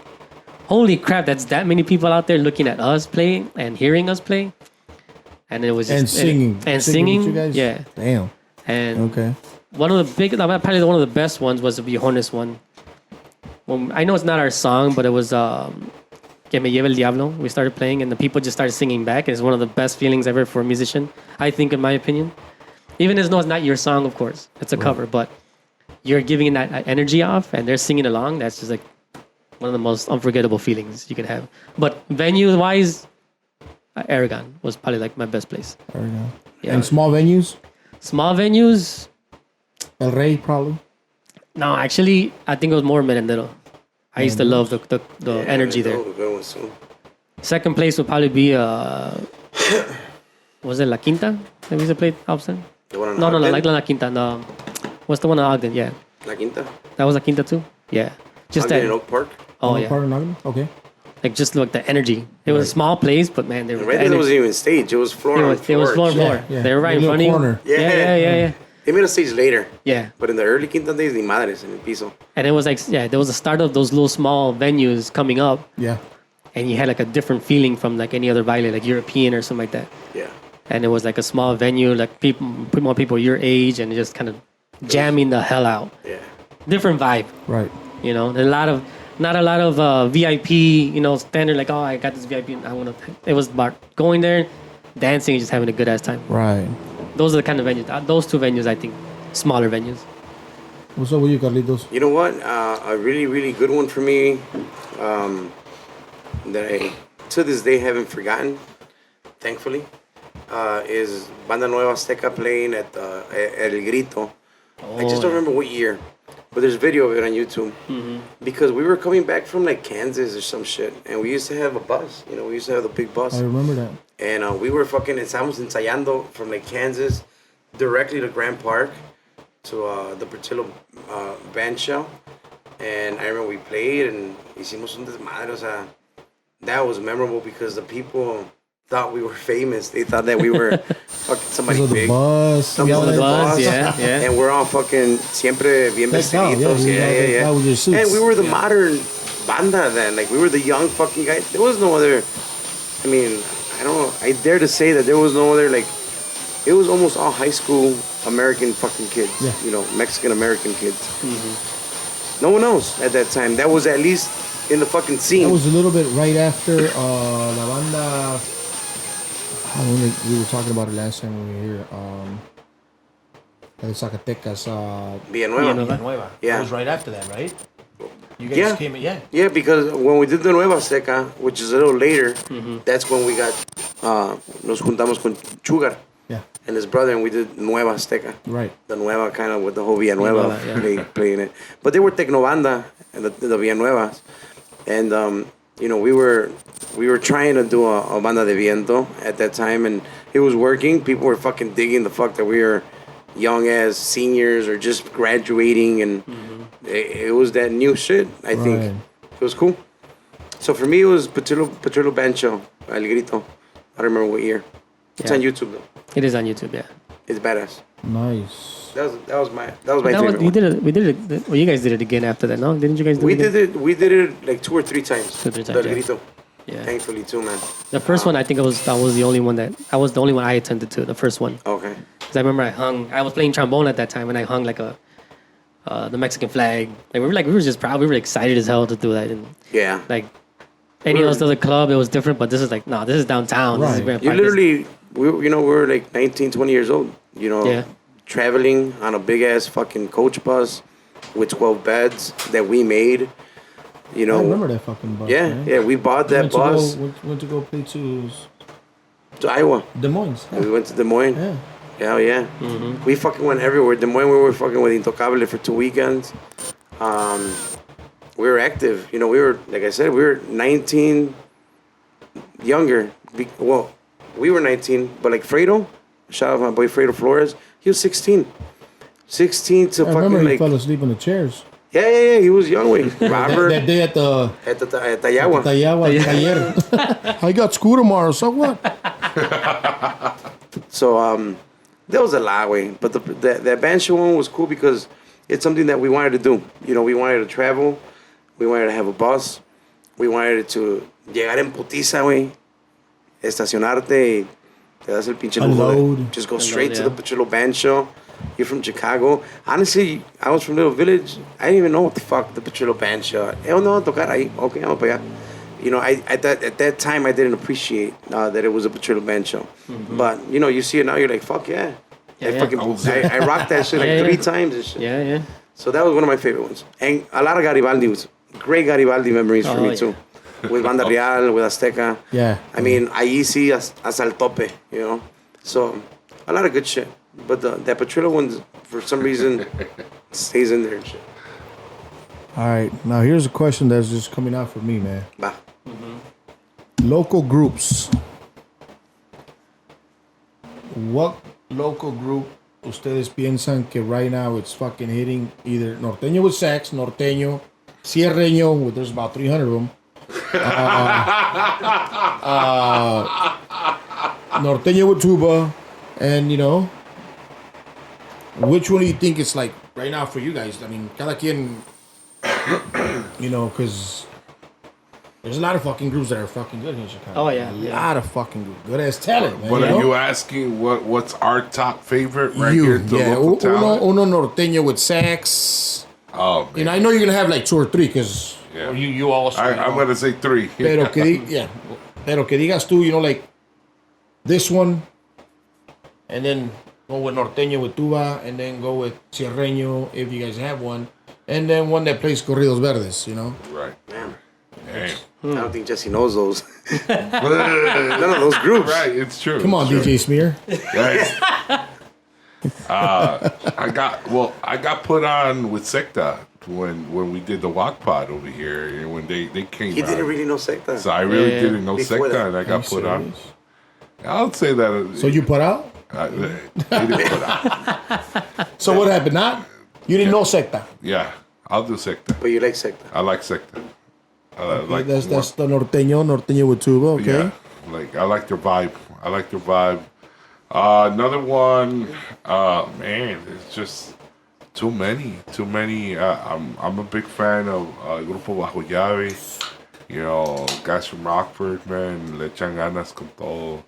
I've always loved their style, loved the high pitch voice, and my guys with Reino Norteño. If you want to go Norteño with sax, undisputable.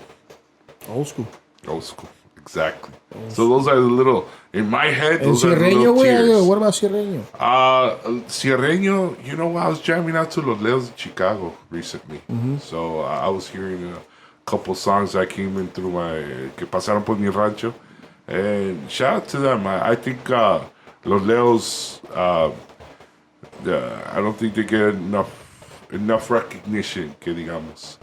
But you know, It was one of the groups that I saw que se levantó bien rápido. yeah, though. yeah, Oh, yeah. yeah, Like quick. Yeah. very You quick. know. Yeah, so shout out to them. And as a bonus, I like Vanguardia too, man.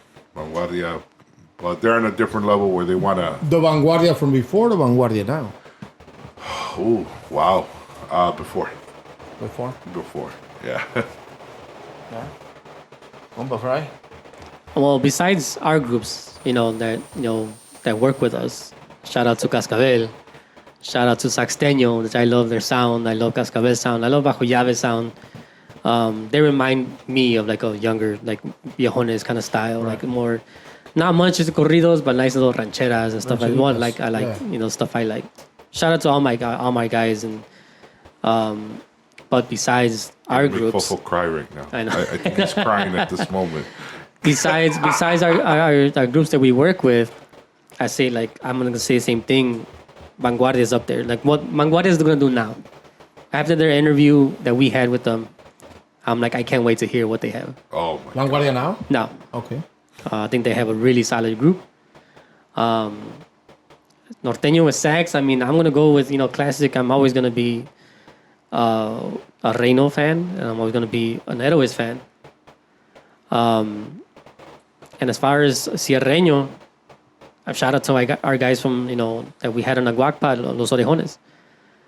Long time. Cabrones también, man. Hey. Hey, I mean, I like their old school style. They know every Esos song. cabrones out desde there. el lunes a domingo estaban ocupados. Yeah. Yeah.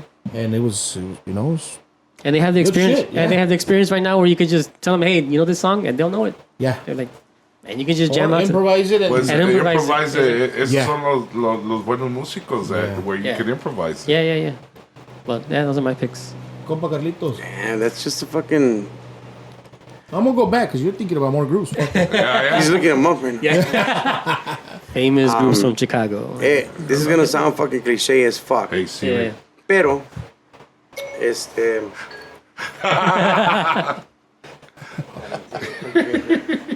Siri, ¿quién toca en la cueva? ¿Quién toca en la cueva hoy? ¿a qué horas La es mi cueva set specials, en la please. cueva? No, it's gonna sound cliche where I love the bands that we have with. Right. That's just automatic in my mind because, and I don't say it just because they're with us.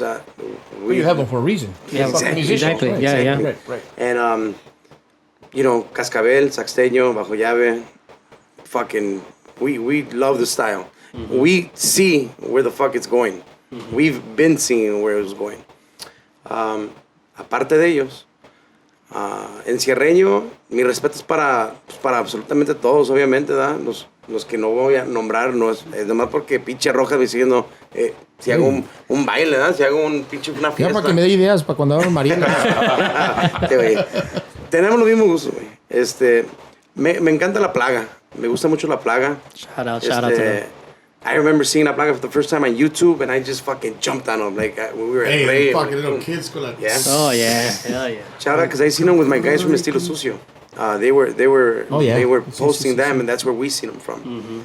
Pero muchos saludos para ellos. Pero pues al igual, o sea, bro, pues pinche Gus es como un hermano, o sea, cuando pasó lo de los Leos, él me dijo, güey, ¿cómo ves la chingada? Y dije, pues adelante, güey, porque con viejones ya no se pudo. Él se aguantó hasta el último. Yeah. Él se aguantó hasta el I think he último. was playing with a little bit of both cuando no había. Yeah, his intention was to stay viejones. Right. That, I'll clear that. Like, he wanted to stay. Yeah. And to be exact, he wanted to stay in Aguacate. We tried to make a whole new group based around him. But it's just hard. It's hard to get a fucking new group. So I like Los Leos. I like Los Leos since even before Gus. I can hear Los Leos where they were going. They practiced a couple times at our old spot. So I got introduced to Los Leos early on as well. I gotta get back to the bandas. You didn't see no bandas. Right? Okay. Oh, man. Para los orejones, mi respeto para los orejones es un respeto mutuo with them. And then those are my ones that I kind of like in the Cierreño. You know, there's more, but we'll leave it at that. 'Cause En banda, I know there's a lot. Pues sí, pero pues al fin del día, bro, 20 fucking years later, my mind is still on the same. Like, it's just Azteca? potrillos. Azteca is like my first girlfriend, bro, man. That's like my first one. You have potrillos, you have Escandalosa, and you have Encantadora, in my opinion. No disrespect at all. These are, Yeah. my top three. Is it because of they're... Because I know ellos tocan un poco más rancheras. Right. A lot of rancheras. and Puede ser que old sí, school. pues es old school. Old Para school muchos de los rancheras. morros van a decir, pues, the newer bands that I also enjoy fucking listening to Estrategia en Peñasco and Nueva Raza. fucking, Nueva Raza, La Super Ranchera. Yeah. Like, nah, güey, o sea, I don't mean that those guys, pero pues sí, we're old school, I guess you could say. Those are the three older bands yo, that I yo, like. la neta, yo veía al Aviento como una banda que tocaba rancheras like estilo rancho, bro. That Yeah. you would Yeah. you would hear them and you'd be like, holy shit, like, you know. And then Hugo la academia y le decía, hey, toca esta canción y se la Right sacaba. away. Yeah, They're yeah, musically inclined, and that's He's a- one of my Yeah, first Es un they're ones. maestro, They're es un fucking maestro. beasts, They're Yeah. beasts. Y You know. arriba Ponce y arriba Santiago, Jalisco. Shout out to them. Yeah. Ahí San Miguel, ellos son de San unos Miguel. paisanos over there, los de Carembe, Yeah. Compa Hugo. And, that's actually my top one banda. Carembe. Encantadora. Carembe, Encantadora. Es mi banda. My norteños, ¿qué te puedo decir? I'm really digging, I like Vanguardia, obviously. I think, after we talked to them, the fact that we found out, I guess you could say they mentioned that Marito's part of the group, 100%. Pues, yeah, why the fuck not? You're not gonna like Vanguardia. Like, it's Right. just, I like Vanguardia. I like Secta. I like Sisma. I like the way Sisma sounds. I like No Elección. I jammed out to him last Sunday and I was just like, wow.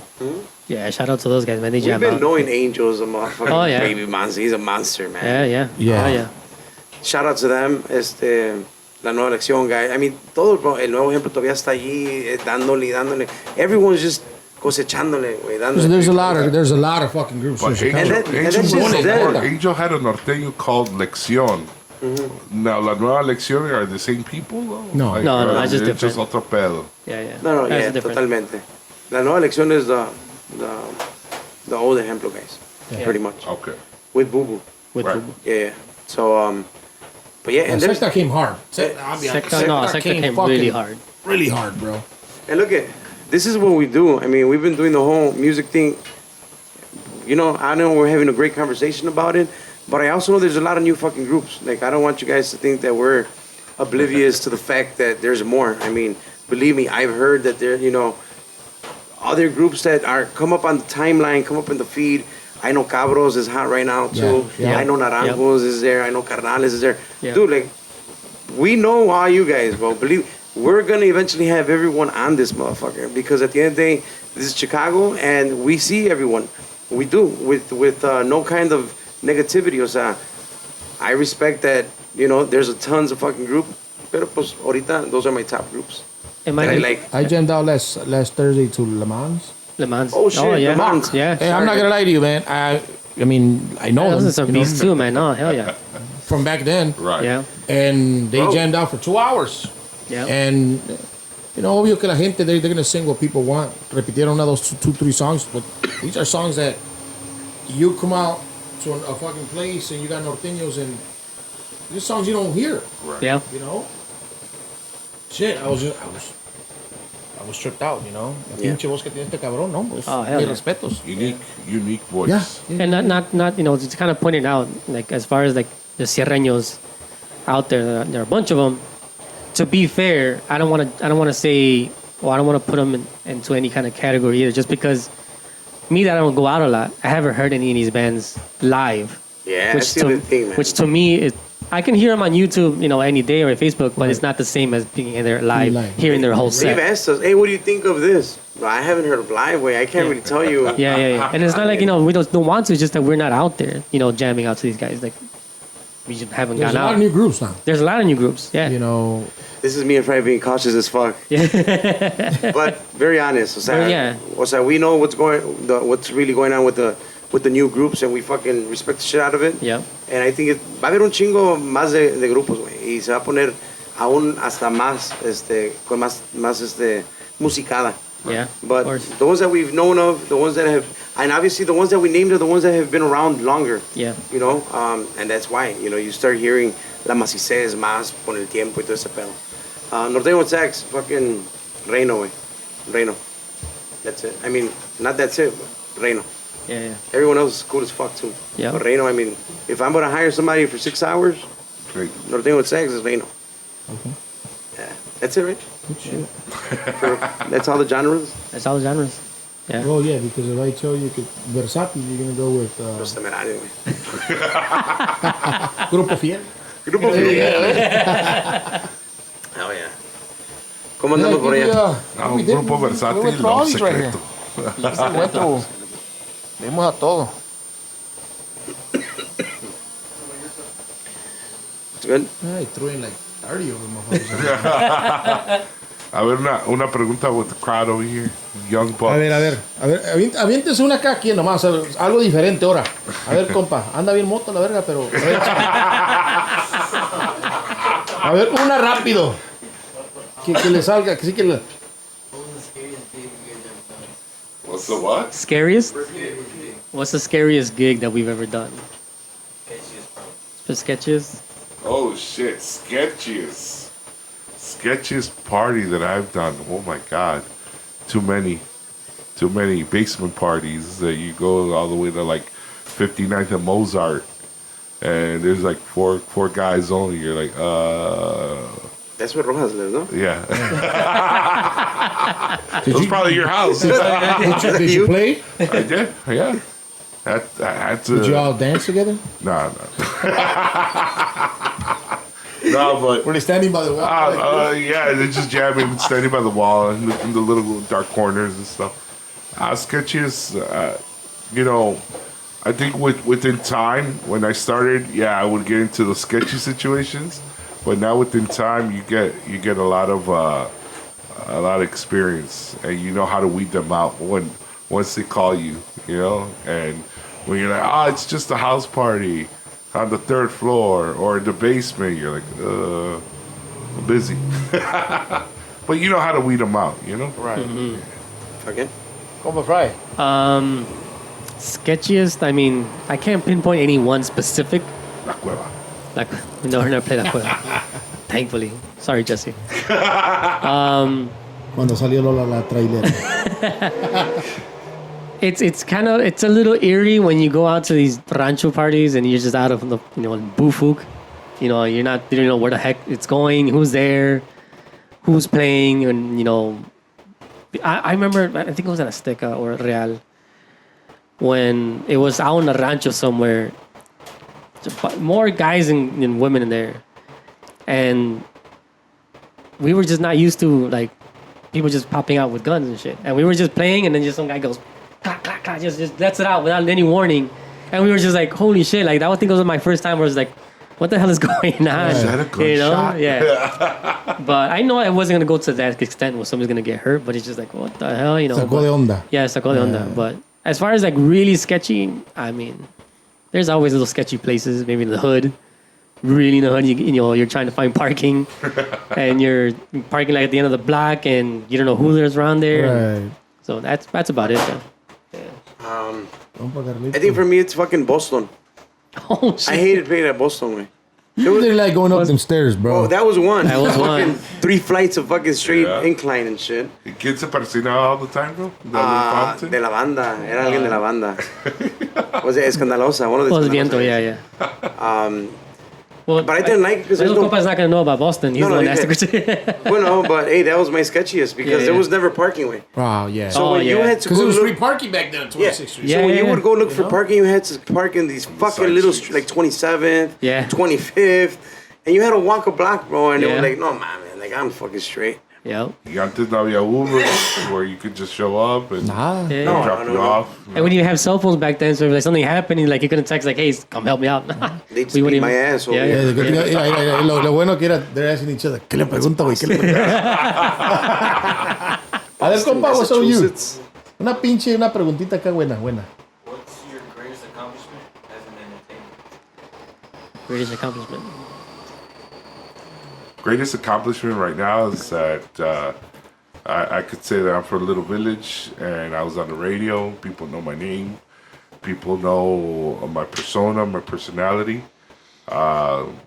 Being able to travel, do what I love, that's a big accomplishment. Yeah. I think one of my, I would say greatest accomplishment, but it wasn't just me. It was the band kind of thing, and more of like my compadres thing. But I remember there was this one guy who messaged me on Facebook, and he said, "Man, my respects to Viejones. I was going through a really bad breakup, like a really bad one." He goes, "But your album helped me through it." And he's like, it was something where it's like all the songs there just hit me, and it's like, you guys got me through that bad breakup. And I know maybe to some people it's not that much, but it's like, man, to reach to that point, Right. to have your music affect somebody that way, to me, it was just like that was it. Like that was that moment. Like I could have played at any of the venues and be cool, but to reach that person in that personal level and to get them through something like a really bad breakup, you don't know how hard it was. Right. That was to me, it was like a great accomplishment as an entertainer. And that was probably my best moment, you could say. My honest answer would be, I don't know, because I still haven't accomplished it. Way. Yeah. So I still fucking Working nowhere on it. near it. Like I'm working on this shit. That's my honest answer. What so far? When I heard Jesse's answer, it kind of like, shit, man. It's kind of like the same. For me, it's pretty badass that I lived on 23rd in California, and to be able to say that I lived there for 26 years, and then do what I do. And this is a dream come true. Like, este pinche el jale que tenemos con la música, I mean, badass. Right. So this right now, doing the whole music thing for the past fucking 8 years, Yeah. literally 4 years for me, 8 years for my compa, maybe a little bit more for you, no? Well, as far as working, When did you leave the Merc? that was in 2010. Okay, 10 years for my compa. Yeah, You're talking about 10 years of not doing the downtown job. 9 to 5. 9 to 5, yeah. It's 4 years for me this year, early. So it's gonna be 5 years in March. But it's a big fucking risk that we decided to take. But we figured, we're gonna invest all this time. We're gonna invest it in us. We've been doing that since day one. Yeah. So right now it's my greatest accomplishment. Pero ahí viene más. All right. And I'm giving him a chance, not because I ran out of fucking questions. Pero nomás porque, a ver, compa, what's up? What's your goal with AMG like records? Like AMG, the Empire Quest. What's our goal with AMG and Aguacate Records? What's AMG our Empire. Yeah, what? I think we've always said we've never been the type to be like, we want to just be rich. Like, yeah, we want to make some money out of it, but we want. Rephrase that. Yeah. Of course, like, Rephrase that real quick. but not to like the point in the beginning. We don't want to get If there it fast. happens, it happens. If it happens, Right. happens. But I think when my compadre, we're happy that we're doing this for a living. Doing it at 9 to 5. I'm here at the office every day. In the morning until now. But I think it goes deeper. Where at least for me, like I said, I want to make a difference, and I want to help younger bands. Well, with this stuff, I want to make some kind of impact on these younger generations. That's what I'm saying. Like with that last comment, where like we made an impact with that one dude, and it felt great. So I kind of want to do the same thing and leave that and have a nice company, have more people come in and work for us and work with us, and so we're happy. So we're finally just saying like, man, this is what we wanted. Right. Yeah. Yeah. That same thing. I mean, at the end of the day, it's I kind of pride myself in the aspect of the music side. Like, I like fucking meeting these young kids when I can see like, oh shit, these guys fucking like in 2-3 years. Now it's 2-3 years. Before I would say 4 or 5 years. Now it's like in a year or two, they're gonna be monsters, Yeah. And for us, it's always been about helping out the groups, güey, al Chile. Desde Viejones, cuando empezamos desde la banda Real, Viejones, I mean, Nuevo Ejemplo, Casi Efecto, everybody that was part of it, Reino. I think that you can see that we did something. And I feel the same way with the groups that we have now. So for us, it's like we want to add more bands that are serious about music. Because for us, it's music first and shit. Right. Yeah. The money will follow eventually.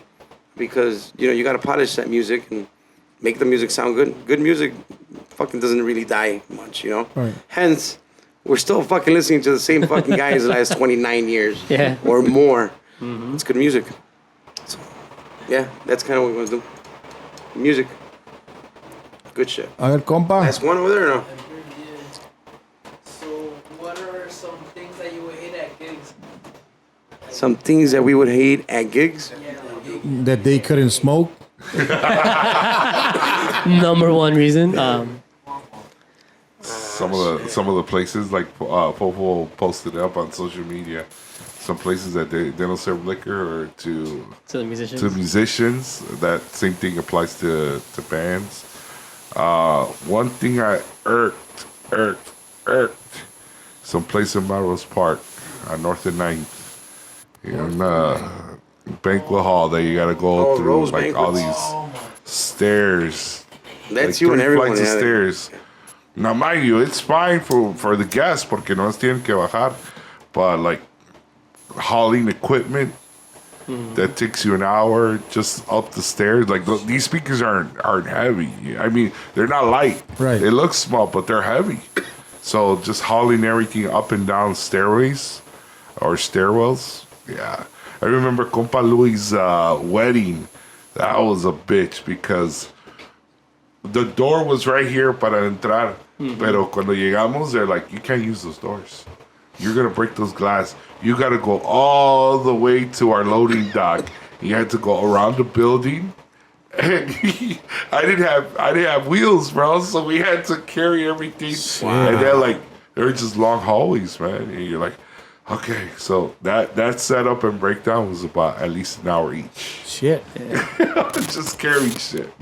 So it's like, those are one of the things that irks me, like the stairs with equipment.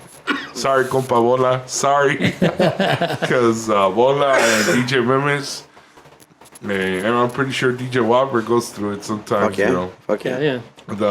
the hauling the stuff and it's things that people don't know because DJs are the first ones there and the last ones to leave. You know, the ones who set up. Y no estoy hablando de los artistas que llegan que está already the setup. Connect and that's it. Yeah, And start like mixing. Jesse Grandote sometimes. That's why I say shout out to DJ Bola. Yeah. But there's times where we have to haul our own equipment. Right. And for it to sound right, to look good, you got to do it yourself. Pero ya cuando son cosas más grandes, and it's when you involve more people. Hey, come help me out. Come help me out with this this crate of records. Something that I hate, like as far as some gigs, it's not really something that you hate, but it's really nerve wracking when we would play for like a whole set and nobody would be dancing, and it's the most awkward feeling ever. Just sitting a good there, one. just looking at the people that look at you. You don't know if Probably you're like sucking. jamming out, just Yeah. in their beat. Yeah. just Yeah, jamming, yeah. You know? Like you don't know if you're doing a good job or a bad job. Right, yeah. And you want to believe that you're doing a good job, and then to make it even worse, you're about to finish, and the last song, they all get up and dance, and Yes. you're like, "What the? Where On were the you last guys?" song. On the last song, and you're just like, "What the heck?" You know. That's a good one. But that's probably my thing. Just the awkwardness. Little pet peeve. Mm-hmm. Fuck. I don't know. I really don't know what the fuck would bother me. What would bother me? I'm not picky with monitor or... You don't get bothered when they ask you to fucking tócame el centenario 3 veces? You fucking You know played what? it and you played it already twice and I really... That doesn't really fucking bother me, honestly. No. I remember we played. bothers me just by listening to the motherfucker. I remember there was a fiesta with Viejones. I think we played La Vita Garza. I think for like 15 times, like literally that time. But we never complained. That was like the family's. My compa Martín Moya. It was, He loves that song, bro. it was. I don't know if it was that song, but I remember it was a song like that, and it was a private party, and the whole family just loved that song. Yeah. And we played it like 2 or 3 times each set because like more than a couple of hours, but it never really bothered me. I mean, more for a musician that would play Centenario, not even just in that first one set. We probably played it, a couple gigs that same night. Shit. You know what I mean? So I'm used to that kind of thing. Yeah. I don't know what the fuck bothered me. I mean, there was one occasion, I don't remember the place, like we got there like 10 minutes late and the guy like, hey, pues qué pedo, llegaste de 10 minutos más tarde. All right, well, play fucking 15 more minutes. Like for me, it's like, Right. I'm very passive, bro. Like I try to find this, I'm 10 minutes late, all right, we'll play 20 more minutes. Like at Chile, hey, is it slow? Yeah, all right, well, fucking don't pay us everything. I mean, we were very flexible with that shit. Right. We were not like, nah, fuck that. We're gonna blast. Ni madre, o sea, venimos a jalar, and I'm kind of like, not really an excuse. Not that your shit's an excuse, right? But there's nothing to complain about Yeah. in music. Fuck that. That's what Don't I'm saying, complain. right? Stop Yeah. complaining. And that's what I'm saying. Like me, it wasn't more like, oh, I hated this. It was just more like a little pet, like you said, like a pet peeve or something. Yeah, pet peeve. It was just kind of more like awkwardness, like you don't know what to do. But yeah, I mean, as far as también, the whole playing all these songs, we were playing them every weekend, and maybe 5 to 10 times in one Saturday. So it never really got to me, like, oh, playing this song over and over. Yeah, I hear a lot of this, real quick, man. I'm going to squeeze this in. I hear a couple of this young generation musicians that they get tired of playing the same shit, per se. Pero es que al fin de, o sea, don't complain, güey. O sea, I always tell the guys, why are you complaining? O sea, we're fucking playing music. You do realize that, we're getting paid decent amount of money to do what you love. And and I'm going to find something to fucking, no, güey. LJ, No es la cara de- de perro. Exactly. Es que, bro, that's a great Enojado a la verga example, el bro. güey siempre. It's a little bit of a cancer, like in a way, the negativity of somebody that's not happy, bro. Mejor no, o sea, esa chingada, igual como lo bueno es contagioso. En el fútbol dicen, güey, lo malo es contagioso. Si juega el first place contra el eighth, nada, esos güeyes le pegaron lo malo. Siempre se ha dicho, es lo mismo, güey. O sea, en la They're música. playing their game. Yeah. So it's kind of, you know. I mean, think with Viejones, we always try to play new music if we ever had a chance to. But we never could control the people. When we were walking in, ya estaban pidiendo, la cosecha, que me lleve el diablo. Like, all right, we have to play those songs, even Those though are we played badass songs, though, bro. We had 8 songs, bro. Every time that we would start somewhere when Viejones was hot, Yeah, people had already asked like for fucking 9 songs, right? yeah. Prior to even starting. Like, all right, we're gonna do it. But it was casi ya el repertorio que Sí. llevaban. Yeah, Casi yeah, los exactly. already knew those La songs. gente ya sabía lo que estábamos tocando con Viejones. Right. Don't ask for cumbias. We had 1, 2, maybe. It was two more like at the end towards. We just didn't do cumbias, and people knew that, and people who hired us knew that too. And that was the good thing about Viejones, I think. I mean, se dio a conocer al estilo, más que nada. And shit. Yeah. Yeah. I got one more question, man. Yeah, bro. It's for everybody. Ya con esta vez, I know we've been on there.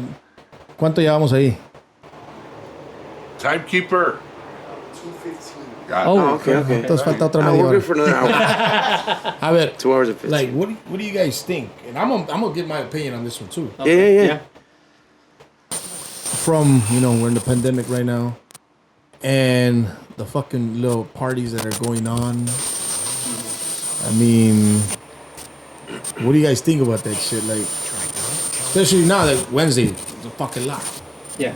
And the people that are still gonna keep doing fucking parties, like, what do you guys think about that shit? What I say is, you ask a compa who has a big yard, y a cobrar, cabrón, We'll put a carpa, put a tag, you'll hire me, we'll have a secta and I'll be honest back, but in the backyard, bro, y ahí cobras entrada y luego puedes cobrar parking. Do you see it good or do you see it bad? They should do it, they shouldn't do it. In a way, it's a double-edged sword right now. The pandemic, it could be good, it could be bad. It's good for the people porque the people who are celebrating something, es tradición, Right. Y no quieren dejar pasar ese momento especial. They got to party in the way that it's possible. There's just a lot of parties that I've done recently where it's like I was expecting like 200 people, pero nomás llegaron 40, o nomás me están limitando a 50, o nomás no banquet hall couldn't accommodate me, so I had to do it in the backyard. Ahorita lo que sí lo veo difícil y sí va a estar cabrón, and this is where we need innovative ideas, es que ya llegó el frío. Ya llegó el frío.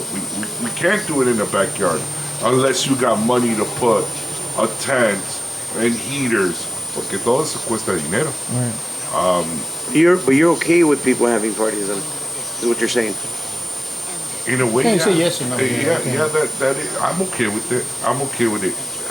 That I miss the baile scene, that I miss going to a club and seeing live music, el escenario, and trying to get the hunt of, oh man, I want to go dance with that person, I want to go dance with over there, or just bumping into everybody in the music scene where We didn't have to worry about shit. Conoces of the bartenders, the barbacks, the owners, o sea, missing that camaraderie, o sea, hey, wait, ¿cómo estás? Haven't seen you in a long time.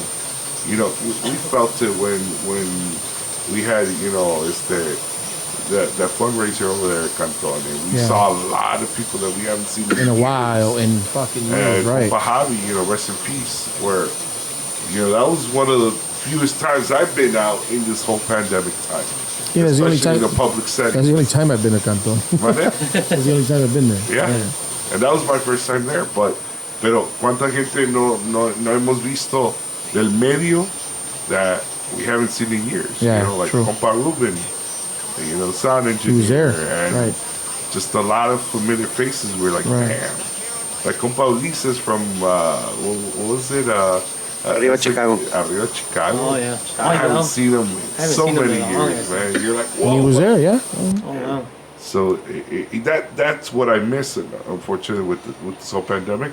But you got to go with the flow. That's when, ahorita es el momento chingón de sacar una idea chingón de how can we do it. Pero when you can't congregate 200 people, 100 people, 75 people, está cabrón. Yeah. Compa fries. It's it's like I agree. It's a double-edged sword for me as a musician, where it's like, okay, first, the responsible me wants to say like, nah, if you really want to get Through this shit. Right. you don't do it. You don't do parties like right now. There should have been a time limit. I think we opened up a little early, but that's my opinion. You shouldn't, but I understand people just want to go out, and I'm not gonna knock somebody else's hustle and they can get away with it and do it. Fine, that's great. As far as a musician, I just see it like, I think I talked about it before, where it's like, oh, why is musicians playing? But at the same time, they're hustling. As a musician, I would be like, Because that might be the only income they're getting, exactly. Exactly. There might be their only income, or it's just a little bit more income. Like, who couldn't use a little more income right now? And to me, it's just like, all right, I can't really say much. I have my own personal opinion, of course, but I'm not gonna go out there like, no, this is fucking bad. No, Right. it is what it is. I know that people. I understand that people también. I would like to go to the baile, and some people, and they can get then they have the confidence enough to go out there and party. More respect to you. Right. but I just can't do it. Yeah. I kind of I'm a little bit on that side too. We're kind of fucking we don't knock hustles. That's kind of a fucking rule. El que lo haga y pues, que les vaya chingón. I'm not a big fan of it now that I'm older, obviously. That's just because me, my copa, you know, we're diabetics and shit, and we're older now, and le sacamos un poquito, huh? But maybe the young us would be doing it. Y al Chile, it's very easy to point the finger at the young generation that's doing it. But we're not going to point the finger because I always say, like, nah, I mean, it's easy for me to answer it now as a 41-year-old, but, you know, when I was 21, I could almost guarantee you it was you would have done it. Different answer. Now, as promoter, when I was younger, I probably would have done it too, because, you know, you're out there hustling. Right. And now I wouldn't do it. I wouldn't even want to get near it, kind of thing, you know? So, yeah, well, more power to them if they're able to do it. And I don't mean that like, oh, pro, fucking go party, but on the hustle side, el que lo esté haciendo, que lo haga, y si se puede, que lo hagan. On the safe side, hey, I mean, let's be honest. Who the fuck was around the last plague here? Nobody. This is fucking the first time that any of our fucking generations are going for years it. later. Sí, o sea, no mames, pues nadie, obviamente, how hard is it? Dude, it has never fucking happened in this lifetime. Some people are not gonna fucking do it right away. Yeah. I mean, that's just a given, I think. Pero, I mean, stay safe, like a motherfucker. Yeah, that's true. Don't share mics. Rojas, your view? No, I just think, like you said, you know, you guys hit it right on the fucking point. You know, don't hate on nobody's hustle. You guys get away with it, fuck it. You know, musicians, if that's the only income you guys got, fucking run it, bro. Right. You know, pero también, hey, man, if you guys are gonna be fucking drinking off bottles and stuff like that, just be careful, because we want to get up, you know, get over this shit, man. Yeah. And go back to normal. Yeah. You know, pero pues, échenle ganas, you know. Okay. Yeah. Échenle ganas. And Carlitos, tell them about you guys got rooms downstairs for. Oh, we got some fucking practice rooms right here. We're near Midway. We're right on 63rd off of Cicero. Any of the bands that ya se va a poner frío a la chingada los garages. Aquí están los cuartos. Tenemos 2 cuartos para ensayar. Everything is fucking wiped down. Everything is cleaned before and right after practice. Hand sanitizers, everything to wash your hands. Todo el pedo, güey. You know, you come in with a mask. If you don't have a mask, let us know. We'll give you a fucking mask. Like, we have masks just to come in. Ya en el cuarto ustedes se quedan solos, and we're out, and it's just, you know, your group. So anybody that wants to come and practice, fucking stop by right here at the AMG. Y pues a los que han venido, man, thank you. Yeah. Because de todos modos ya empezaron a venir. Okay. Yeah. Hopefully right now that it gets colder. I know shit's gonna shut down, it looks like, but you know, like I said, we're good for practice. Let us know. Send us a message. Y están los pinches cuartos listos, man. Yeah. Ahí estamos. And before we end, Yes. we should thank fucking Rojas. Yes, sir. Because we came in here, you know, we asked you guys, ask us some questions via Instagram, via the other ones. There was a Twitter one here para el compa Rudy. It was really quick. I'm going to just mention it because no quiero que se quede atrás. Yeah. We had mentioned in a Duranguense episode, Banda Real, that we didn't like Duranguense. What group do we dislike? We don't dislike a particular group. Yeah. At that time, we disliked the genre. The genre. That's why we said we were hypocrites, because we went to the genre. But that's a good question. But also we want to clear that we didn't dislike a particular group. There was somebody that hit one more question I had. Oh, And somebody hit me up on Instagram. It was a girl. Shout out to Noemi and shit. Always asking. She goes, "Are you 100% positive that you and me are brothers?" Because we always. And it's not the first person that's ever asked me, "Are we brothers?" Because I guess we're always together. And I mean, like, you are pretty fucking good looking. Hey, at least I get that. There you go. Yeah, there you go. But just to clear it up, we're not brothers. We're not right? brothers. We're not related that way. But yeah. They hold hands on the table, but they're not brothers. We're not brothers. Yeah. Well, As long as you technically, can't see we're it. all brothers. That's what they say, right? Yeah.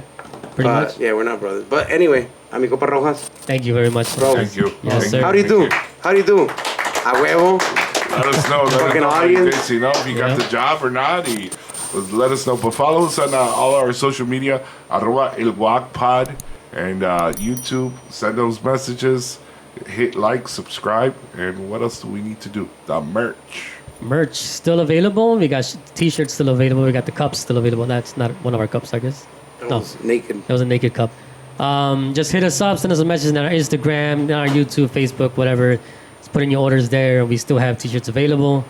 We still have giveaways, I believe. We're still We're actually gonna do one later on tonight or tomorrow. Yeah, the second one that's that still we have. going on. It's gonna keep on going on.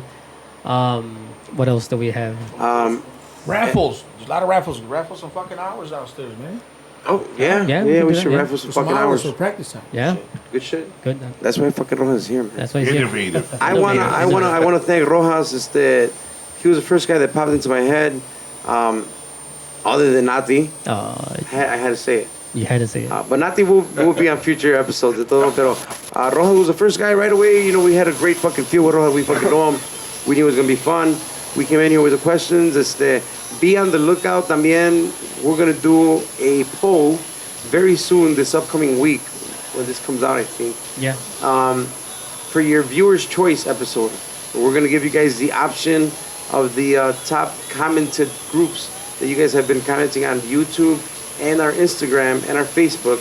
Keep commenting because we're looking at everything and gonna give you the final 4 options. On Instagram, we're gonna do a poll. You guys are gonna pick who you guys want to see. These are bands that we don't have in our season 2 list, which there's also gonna be an episode for the season 2 list. So les encargamos que se pongan chingones con el poll para que puedan votar por los top 4 groups que van a estar in the mentions. Other than that, just keep being on the lookout. To my boy Jose Cermeño, como siempre, thank you very much. Puro One of these days, we're Aguascalientes. gonna get him in front of the camera. One of these days. One of these days. And to my boy Rojas again, thank you very much, bro. 8 segundos. Thank you sir. for always being down, bro. Yes, Thank you for having sir. me, man. Muchísimas gracias, bro. Sáquenla para que apeste. El GuacPod.